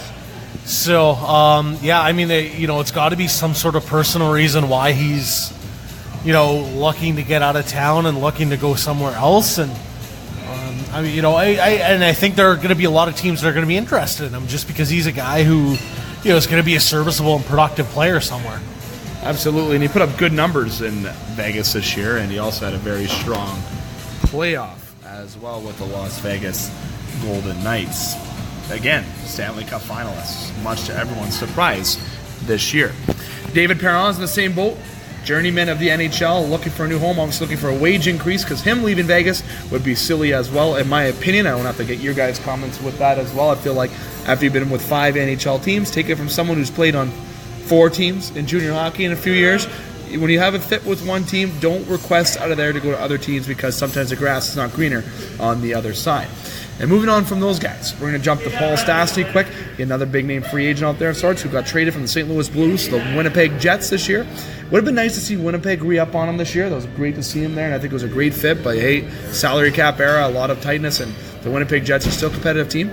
I think there's only one team that can really go after Paul Stastny and give him the money that he wants, and I think it's the Montreal Canadiens.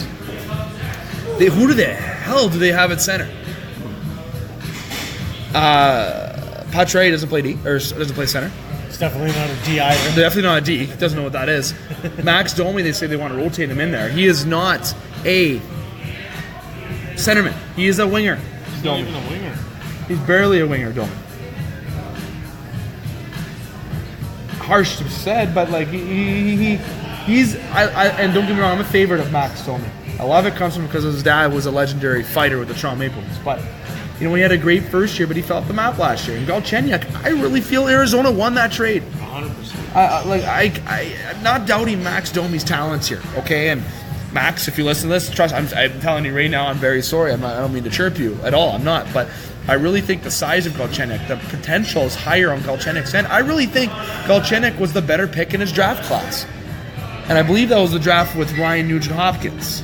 So, I'm still taking Galchenyuk over Nuge. I don't know, it's still tight, but I can tell you right now that Max Domi is not a centerman. Who does Montreal going to have at center? Paul Byron? Me. Justin Heichel at center? David McKay. I will sign that contract for 6 beer a game. Just give me that 6 beer a game, and I will put up 5 goals a year. I will provide some great outlook. I will provide some. Anyway, stop selling myself. But point is, they don't have centers. So who are they going to go after? They're going to give like $10 million to Stastny. I'm being sarcastic. They're not. But that's one guy. If Jumbo Joe hits the market, he won't sign there anyways. But they're going to throw astronomical money at these different guys because they are hurting at center. They have nobody. Justin. Stastny to Montreal seem realistic? I mean, if you're talking fantasy hockey, hey, they need a center. Paul Stastny's a center, so he fits there, I guess. What was that? But why would Paul Stastny want to go there? Money. Why would Paul Stastny want to go to Montreal? I say this with a little snark to it because I really dislike the Montreal Canadiens. But honestly, the Montreal Canadiens are a textbook example right now of how you ruin a goalie's career. Poor Price, eh? That's it. That's Bergevin doesn't have a clue. Yeah, he has like hockey team management skills like I have self-control with a bag of 5-cent candy. That's like, really though, what has he done with this roster that's made logical sense? And not to say that Mark Bergevin's totally accountable for this, but ownership hasn't come in and said, hey, you really messed this up, man. Like, what are you doing? You know, like, I don't... Stop trying to plug in a coach because he speaks French and then building a roster around him because that roster speaks French.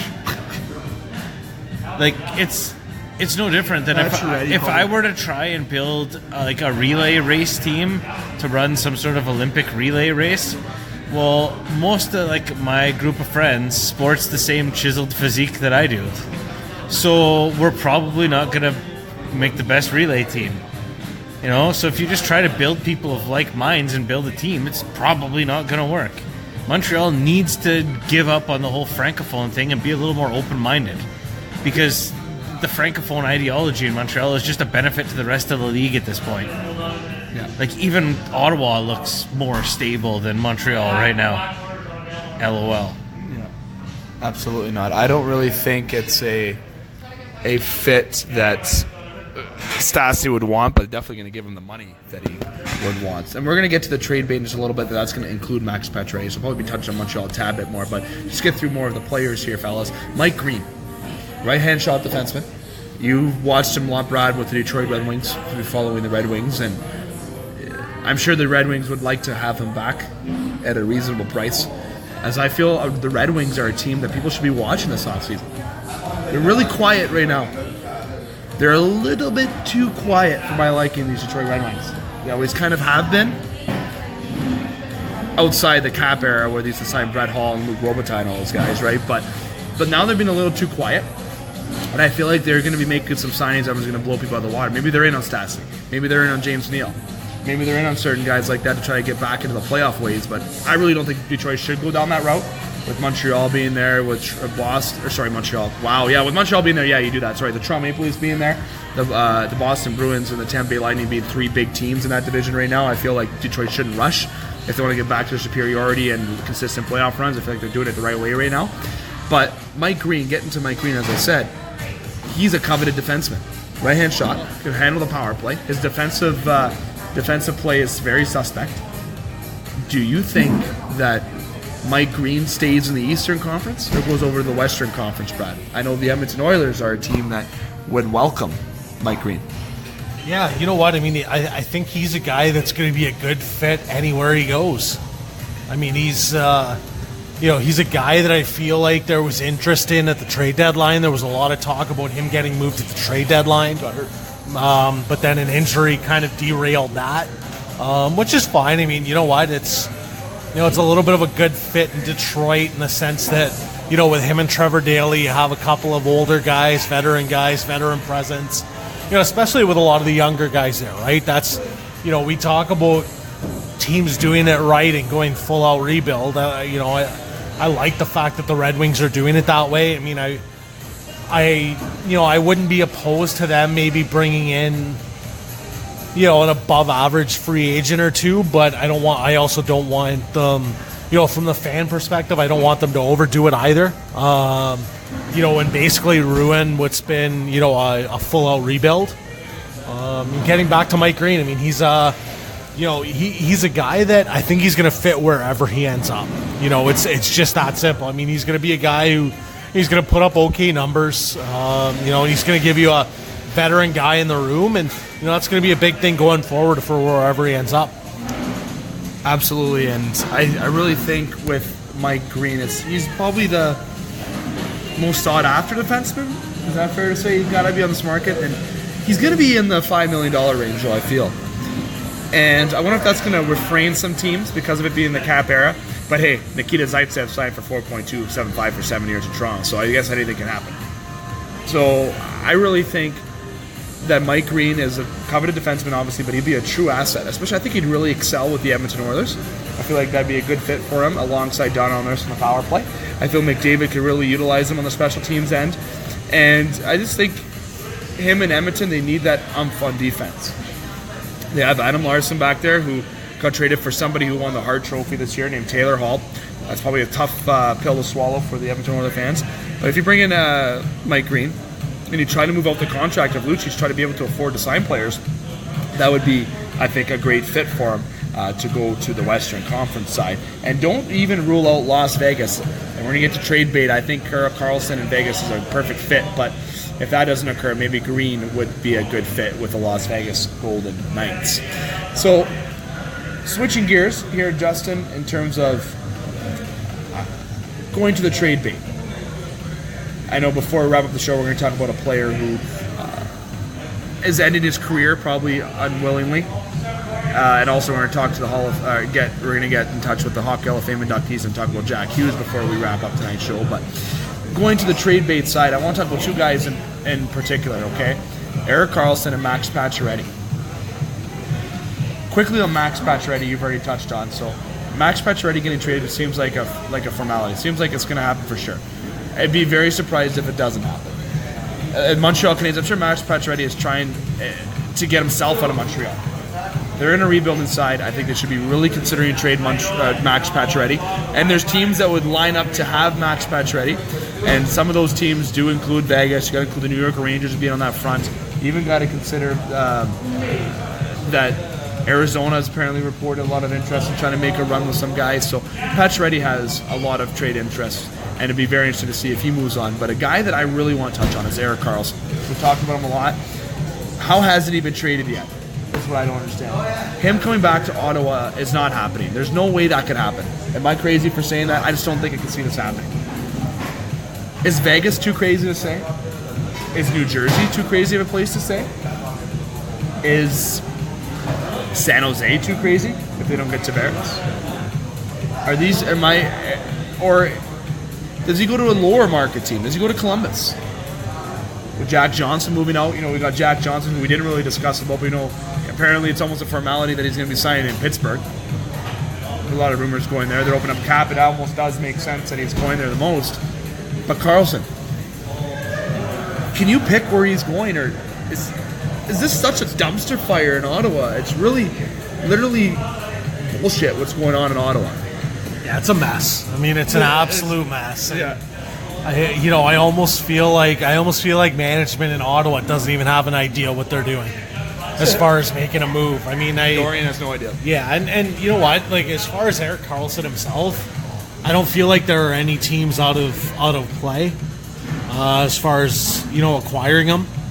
I feel like he's a guy that most teams, like even a Detroit Red Wings, would make some sort of pitch for him. Yeah, can't forget the Wings. Yeah, and I mean, and not the Wings, just in the sense of, I only see that in the sense of, it could be pretty much anywhere. And it should be, and that's the way it should be for an elite defenseman. That's exactly the way it should play out. Absolutely. With Erik Karlsson being in a very coveted defenseman, he's going to be wanted by all 30 other teams. That's good. I'm sure every team's going to be calling Ottawa saying, okay, what's the price tag?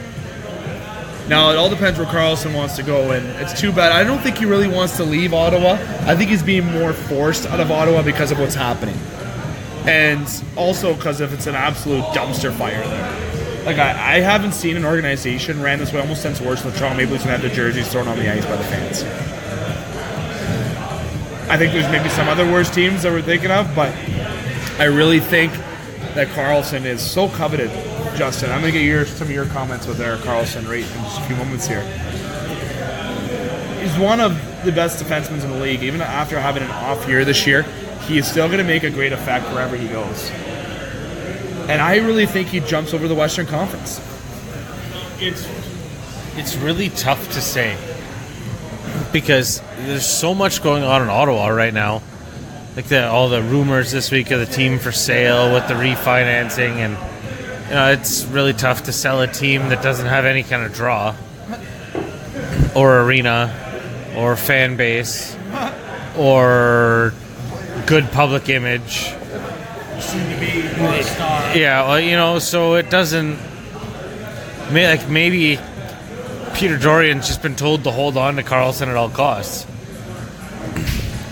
Like that. We don't know what goes on. We don't know what goes on behind the scenes. But with what's going on in Ottawa, I mean, how could you how could you, in any good sort of faith, keep him there?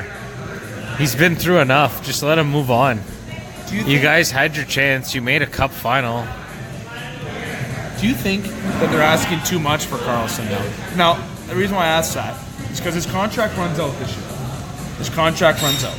So people are maybe trying to do a sign and trade or an extension of sorts or something like that. So is Ottawa asking for too much? And in saying that, what is the value of Karlsson? I mean, if I'm a GM that's trying to trade for Karlsson, I'm lowering his value just based on the dramatics that follow him. And anyone that's, haggled in their lifetime at a garage sale or, up, knows that you talk down towards whatever you want, and then in hopes that that other person's going to see the negatives as well and, meet you in the middle on there. But in the same token, it's really hard to talk down Erik Karlsson. I mean, what do you say that's bad about him? Sometimes he doesn't buy lunch for everybody. He's too good at hockey. He seems like an excellent guy. Quality hockey player, says everything right in the media. Probably just an A1 personality. Seems like he's a great leader. You can't say a whole lot bad about him. And the amount of he hasn't said anything bad about the team or Ottawa or anything throughout any of this. So he's been too nice of him. Yeah, he just wants out. He just wants to go. He just wants to, or does he though? He wants to get. Maybe we don't know how he feels, but maybe he wants to get back to loving the game. Look at Marc-Andre Fleury this year. I've never seen somebody love hockey again so much. Not that he didn't love it in Pittsburgh. He enjoyed it. Won 3 cups there, for Christ's sake. I mean, at the end of the day, the Islanders have cap space and they need defense. I mean, I don't know who they'd trade for him. But they got some deep prospects. But what does it really matter? Do they still have Josh Ho-Sang kicking around? Because he hasn't been great there. They don't really get along. So you want to bring another drama guy to Ottawa? That's exactly what they do. Well, why not? I'm pretty sure he comes girlfriend free. So, and you know what? That's an insensitive joke. On all seriousness, it is, given the situation. But we're talking about professional sports here, and this is the stuff that's causing teams to have issues. I don't know. I think you got to keep up on your house cleaning a little more and keep things in check in the locker room. So maybe he isn't a spectacular leader, or maybe he's got to be. I just don't know. Maybe the situation wore on him. We could sit here and banter about all the what ifs and what could have been, but until he gets moved and you hear stuff, we're not gonna know. Erik Karlsson, ladies and gentlemen, the carousel of the Ottawa Senators continues to rotate as the fans continue to just throw stuff at the carousel, hoping to turn it off in the middle. Everyone get that analogy? Carousel button is in the middle if no one ever got that. They're trying to throw it to turn it off because it's a joke. Joke. I can spell better than White Goodman. WHITE. Get it? Dodgeball? I got Brad. Okay, we're good. But back to the seriousness, boys. We got a couple more topics we're going to bring up here before we wrap up tonight's show here on a special edition Friday of the Game Sports Show. June the 29th. It's almost July. Canada Day weekend. Big weekend in hockey. Free agency frenzy opens up at noon on Sunday. Rick Nash. Very surprising story. Has some health concerns, which could be concussions. People have muttered that it could be some blood. It could be a lot of various things. But I'm going to go with the concussion route because that seems to be the reoccurring one for him. But he's having concerns. And it seems like potentially he'll be retiring from the game of hockey. Now, very sad story. He's still pretty young. He's in the early 30s. The former first overall pick of the Columbus Blue Jackets. Apparently they were planning to have a reunion this year. There's a lot of front runners for him this year, and the Columbus Blue Jackets were one to bring him back. And it seems like he probably won't be playing at all this year. Now, if this does happen, Brad, we hope it doesn't. We hope by next week we can say that he's signed somewhere and that he's probably going to be playing another couple years in the National Hockey League. But do you have any news on the front of Rick Nash and also some reaction? Yeah, you know what I mean. It's disappointing. I mean, he's let's face it, Rick Nash was a player that was very fun to watch. Yes, he was. He was a coveted player. Yeah, and you look back on his career, and I mean, again, at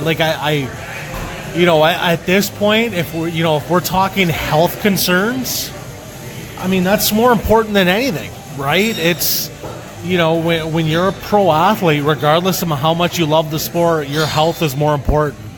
You want to have a good life after the sport. You want to be able to enjoy time with, kids and your family. And I mean, if this is expecting a third child too. Yeah, and if this is the end of the line for Rick Nash, I can only stand here and say, I wish him all the best. He was, a pleasure to watch in the NHL over the years.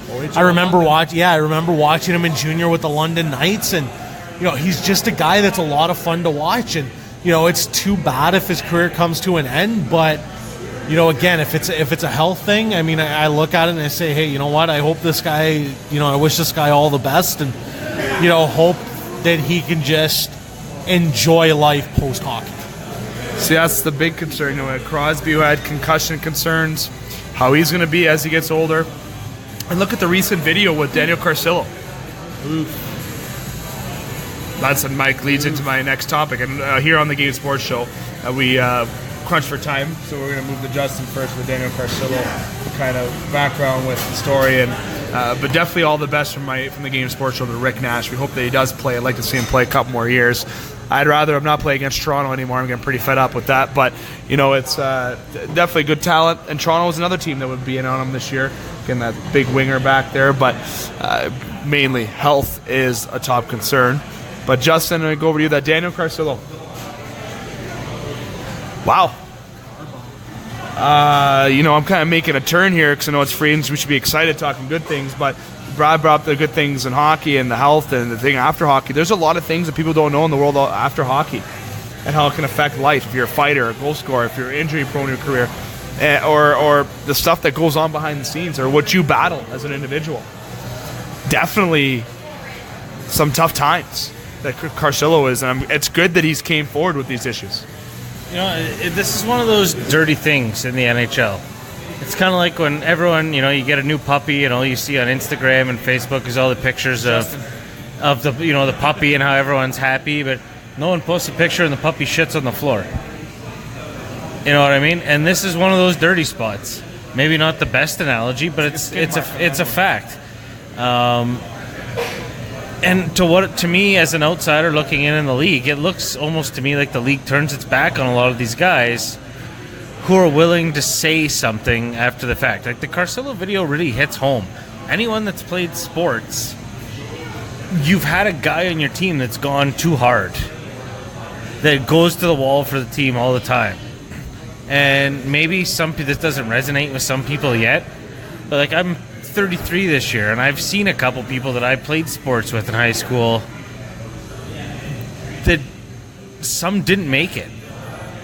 And there's, some that aren't having the easiest go in life. And it's, maybe not a fault of their own, and maybe some of it is, but there's things that have gone untalked about with these head injuries and stuff like that, where if people would just have admitted to it at the point in time, there would have been, things could have been caught and they could have, changed the course of direction.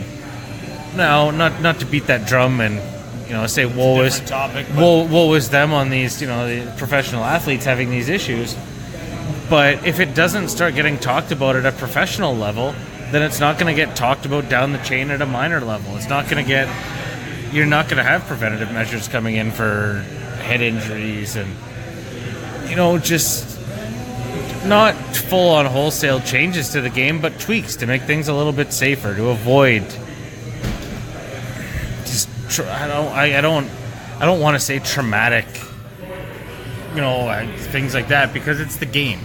We all agree that the game is the game and things happen. It'd be like taking helmets out of football. I don't know. I got a little off topic here. This is one that really bugs me a bit, but the league needs to take a little bit more responsibility with these players that are, having these issues, and maybe be a leader. See, mental health or the injuries or that side of the front of hockey, and I can tell you from, I've openly admitted it on media before, battles of mental health, and it's a side of somebody that's big, and Daniel with the injuries, there's different. Everyone faces their own battles, my point, and you got to talk about it. And you have to come up with it, and the resources have to become available. And as we grow as a society, I feel that it's been improving. Especially, there's a lot of, suicides. There's been accidents in the NHL. Want to look back at the Wade Belak. You look back at some things. So I really think that the NHL is going to take a stand and to really observe these sort of issues. And if anyone calls Daniel Carcillo a bullshitter for this, you're sick. Not sick in a good way either. Well, he's not. He just manned up. He actually manned up. He talked about something that not a lot of people are willing to do, and maybe it resonates a little more when it comes from a guy who's classified as a tough guy. But the more and more we see is that these tough guys have a very limited fuse. And, and it's, you could say, well, people didn't see it coming with Wade Belak or this and that. It's tough. It's really, really tough because each situation is a different individual. But I don't know. I get really messed up when it comes to this mental health stuff. But I don't know. You just got to be a little more attentive with your teammates and stuff. If something seems off, talk to them. And if you're someone that's having shit going on, don't be afraid to talk about it. You're not a bum. You're not a little. No one's gonna think of you as a little bitch for talking about something. It's at least gonna resonate with one other person that you came forward and talked about something.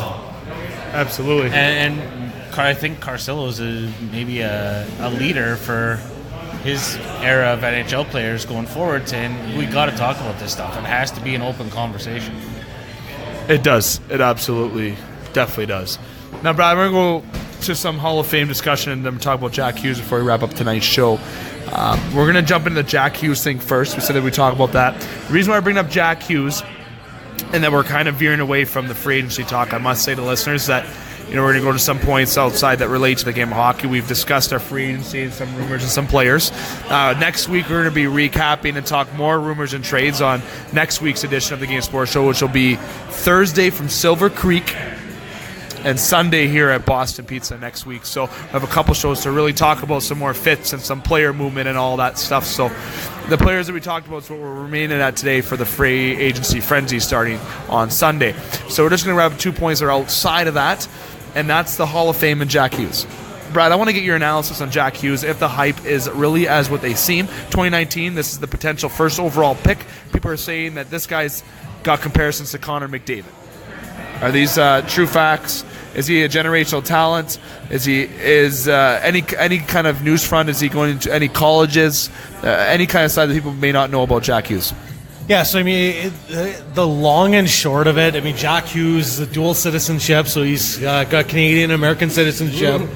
He's a member of the U.S. National Development Program based out of Plymouth, Michigan.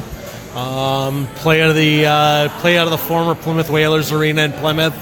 And you know what? This kid is just an absolute high-end talent. He's a kid who, as far as I know, he's a kid who doesn't have a college commitment yet. There's talk of him as potentially going to the University of Michigan. And a little background there, he has a tie to the university because his brother is University of Michigan defenseman Quinn Hughes, who was just drafted into the NHL this year. Vancouver. Yeah, so I mean, Jack Hughes is an extremely high-end talent. He's a kid that you're going to be hearing a lot of over the next year between now and the draft in next June. So, this is a kid that deserves it. I mean, I've seen highlights of him. I've seen games, and this is a kid that deserves the hype. I mean, he's just a high-end talent, and this is a kid that's I think is going to turn a lot of heads next year, and make a lot more people take notice than already have. Be very interesting to see what team gets the luxury of getting the next generational talent, as they say. I kind of want to go out on a limb here and say that my prediction for next year's first overall pick is unfortunately not going to be the Buffalo Sabres. I'm going to say it's the Ottawa Senators. That's who I say is going to be winning that lottery, and right behind them is going to be the Carolina Hurricanes again. And right behind them, I haven't really thought about it, but if I had to give you somebody right behind them, I'm going to go the route of, dare I say, the Arizona Coyotes. Back in a bottom 5. Yeah, you know what? Screw it. I'm going to go back and say that Arizona is going to be in that bottom 5 and come close. But Ottawa Senators, hashtag tank for Hughes. Their pick's gone next year. Pick is gone. Yeah, their pick is gone next year. Ouch.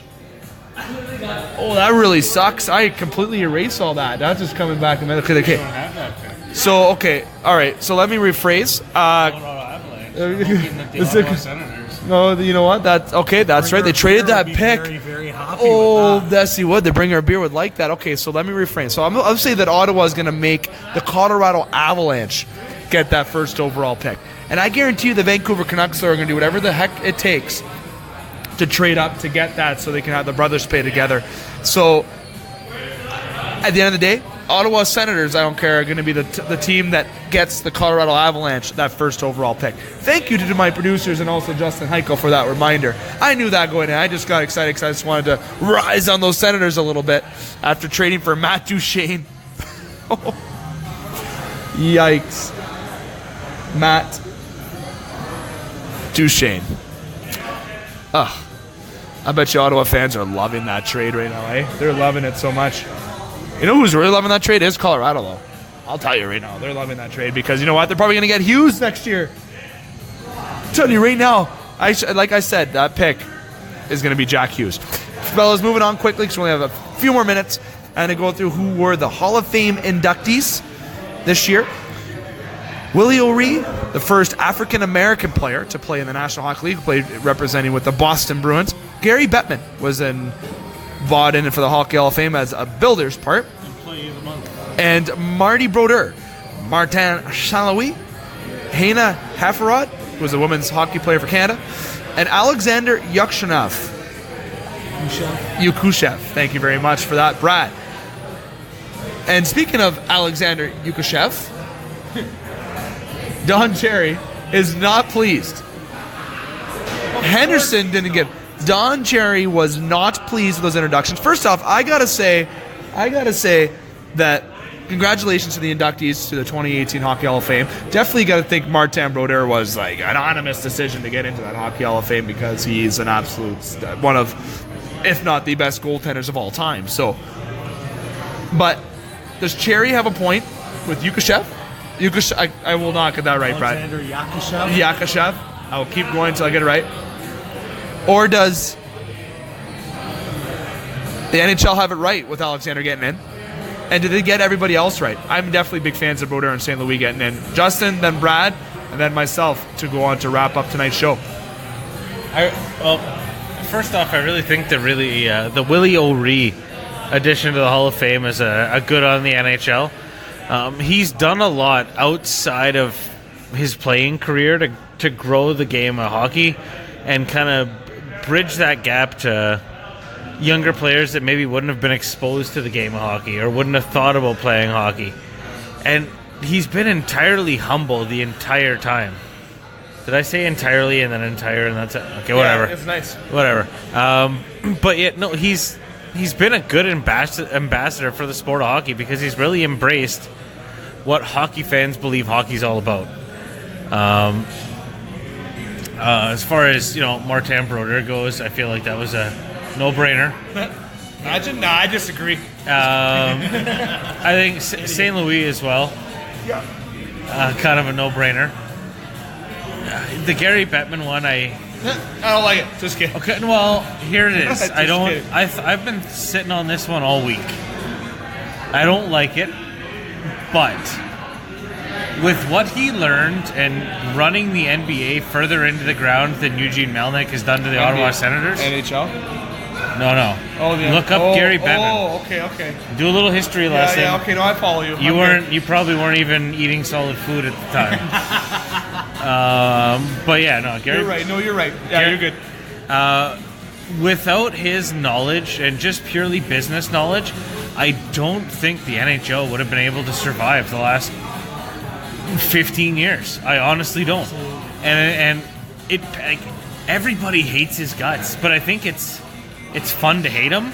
It's great for the business. And he even embraces it. He's like, yeah, everybody hates me. I hate me. I don't think he said that, but like he's really humbled by getting booed. He's the only person that I know that takes a boo in stride. He loves it. He does. Like he's more energetic off boos than anything else. And I really wouldn't know how to react if he got cheered by someone. And I honestly don't think we'd have the machine that is the NHL today 100%. without Gary Bettman's dedication to making sure that the sport still exists. And to be totally honest, he's, as far as commitment goes, he's gone to the wall for some franchises.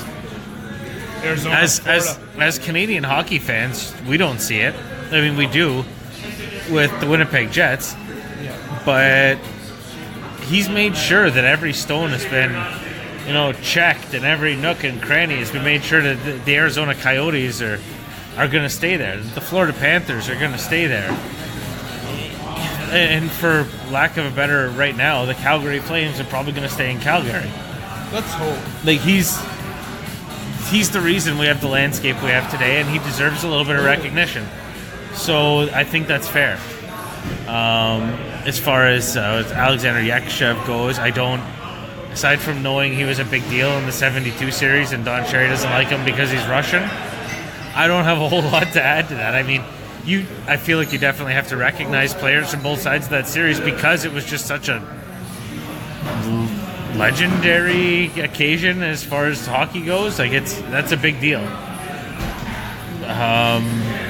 And I forget her name. Yeah, I mean, it's just nice to see that you're getting some more female additions just contributing to the Hall. That's the big thing with the introductions here. I can actually say I agree with, let's say, the additions that were made. Brad, I'll go to you for a quick comment about the Hockey Hall of Fame before we wrap up tonight's show and those whom were inducted. Yeah, you know what? I mean, I'm totally fine with, who they decided to go with. Further on the Gary Bettman point, I mean, let's face it. I mean, I'm on the same base as Justin on this. I mean, you look at what he's done for the business side of the sport since he took over. He's grown this sport an unbelievable amount on the business side since he took over. It's massive. So how could you not, for a guy who's helped build the sport the way he has, it's hard not to. And as far as the NHL guys, Brodeur and St. Louis, hey, you know what? Those guys are no-brainers. Jana Hefford, I mean, she's, one of the, she's basically helped build the women's game. Along with Haley. Her and Haley and Cassie. You look back and, you had Danielle Goyette to that group as well. I mean, there's, that's a group that really built the sport from the women's side of things. So that's, obviously huge. And I mean, as far as Alexander Yakushev, I mean, this is a guy who, was a big part of the Russian powerhouses in the 70s. I mean, he was, this is a guy who was, a member of Russian gold medal teams at the Olympics. He was part of the infamous Miracle on Ice. He played on that 1980 Russian team that lost to the U.S. And not that that's, a point for him, but I mean, this is a guy who had a major impact on the sport as well. So, if we're talking about adding, major international players, this is a guy who deserves it. I couldn't agree more, fellas, and it was definitely a deserving Hall of Fame inductee, despite even what icon Don Cherry says. So, fellas, that's going to wrap up tonight's show. And before we sign off, I guess the LA Kings just tweeted a very interesting thing. And no, not John Tavares. Imagine. My God. That would be a great way to end the show. Oh, it would be. But, quote unquote, you don't have to test free agency when you love the team you signed for. That's what LA just tweeted with Drew Doughty tapping his head with his finger. I'm going to say that's a little poke at John Tavares. And yes, Drew Doughty does love that he plays in LA, and he has won Stanley Cup there. So he has a cup ring, or has Stanley. He's won gold medal, So he's been there. So I can really tell you that why would he want to leave? He's living on the beach probably, loving life, and I love that poke. Don't have to test free agency when you love the team you play for. Wow, John Tavares should look at that and say, shade getting thrown by the LA. Yeah, little. They always do, eh? The LA's might always have the best Twitter account. They might. It's not the Vegas Golden Knights. Oh, Vegas is sick. Like those are the two best Twitter accounts in pro sports. It might not even be close. That's the saying of tonight's show. You don't have to test free agency if you love the team you play for. I like that. I truly like that. But fellas, we're going to wrap up tonight's show currently. Justin, I'm going to say bye to you first. Bye to you, my friend. I will see you next week. We have a couple different agenda changes. We got Silver Creek going on next week, and we also have Boston Pizza. Look forward to you to being there, sir. Yeah, we're going to be all over next week. It's going to be interesting. Should have some new things to talk about. Maybe some new members of the old Toronto Maple Leafs. Maybe some new players we dislike. I don't know. And some guests coming on for sure next week with joining the Silver Creek edition. We'll have some good guests as well. So, we definitely July is going to be a busy month for the show in terms of some transition going on there, but it's definitely be worth the while. Brad, next week, busy week. See you next week as always. Hey, looking forward to it, Paul. As always, and keep that hair flowing. Trying. I like that. Keep that hair flowing. Give a shout out also to Boston Pizza staff, Derek Mahoney, Ashton Wardlaw, Lauren, and Mitch, the bringer of beer. Love that saying. Love the bringer beer. And also to Aaron Grisdak and Boston Pizza, Sault Ste. Marie. Also, a shout out to a list of additional sponsors first. Many thanks from the Game Sports Show, Sports Center Bar and Grill, Discover the Canvas, The Salon, Superior Pro Shop, Big Brother, Big Sister, Northern Quitters in Need, Wicked Sister, Pingator Cleaners, KBX Hockey, Silver Creek Golf Course, and Northern Signs, and also North Shore Sports and Auto as well. A lot of sponsors that we have here on the Game Sports Show wouldn't be there without their support, and also, of course, wouldn't be here without our faithful and loyal listeners, and you, the listeners in general. You can listen to previous shows of the Game Sports Show at thegamesportshow.podbean.com. Follow the website, www.thegamesportshow.com, and also check out our t-shirts, $25, 100% of proceeds going towards Northern Queers in Need and Big Brother, Big Sister. We do have delivery within Sault Ste. Marie, Michigan, and Sault Ste. Marie, Ontario. We also have e-transfer as well, or cash upon delivery. And for tonight's special edition show, a little bit longer than usual, 3 parts, almost exceeding 40 plus minutes for each almost. Definitely a lot of top that we had here. And if you have any comments or questions, don't hesitate to reach out to myself, Scott Nason, EJ Russell, Butch Davis, Brad Cochimillo, Justin Heichel, Dustin Grondin, or Dane Hancho, or Jamie Antonello and Matt Primo. All the cast here on the Game Sports Show do a great job, and we'll answer you as quickly as we can. Also get in touch with their email, thegamesportsshow@ssm@gmail.com, and our Instagram. That's at thegamesportsshow@ssm as well, which is all freshly just getting launched, and we'll be definitely using a lot of contest promotion for that as well. So, fellas, I want to give a shout-out also to the heartbeat of the show, Scott Nason, our board operator tonight, as special thanks to Scotty. And I apologize I couldn't make trivia night last night. I still haven't done that across the river. I am looking forward to potentially doing that. If you don't know what trivia night is, I really don't know either. But I'm going to do it some night. And if you know what it is, listeners, maybe shoot me a message. Let me know so I can be prepared and maybe do some stretches before I go across the river. And maybe read some books or do something, try to get my intelligence a little bit enhanced, because everybody knows I'm better with my mouth sometimes than using my head. Right, Brad? I nailed that, eh? I nailed that. So, quick little reminder, next week's agenda. We do not have a show for Monday night. We're taking the week off at the Wicked Sister. We do have a show Wednesday at Sports Center Bar and Grill. Myself, Jamie Antonello, Matt Primo, and hopefully Dustin Grondin will be on location at Sports Center for some SaberCats in the SaberCats updates, and also some off-season in the pocket edition with some other variety of sports news. And we'll also be at Boston Pizza here next week, Thursday. Or sorry, I stand corrected. We'll be at Silver Creek on Thursday. Please stand corrected there. Again, that's Thursday at Silver Creek Golf Course. Myself, Justin, and Brad will be on location along with some special guests. Keep an eye on our ticker for that. And we'll be back here at Boston Pizza on Sunday. For Silver Creek on Thursday, we're going to be there after 7 p.m. And for here at Boston Pizza on Sunday, we're going to be here after 7 p.m. as well, in between 8 o'clock and 9 o'clock for their daily specials. Any questions with that? Don't hesitate to reach out to myself or the crew here on the Game Sports Show. Again, Wednesday Sports Center, Thursday Silver Creek, and Sunday at Boston Pizza. Now, to wrap up the show, love the drum roll. Love getting this all topped up. Keep your stick on the ice. Swing your bat. Cut your touchdowns. Drain your threes. And shoot your shots. Booyah.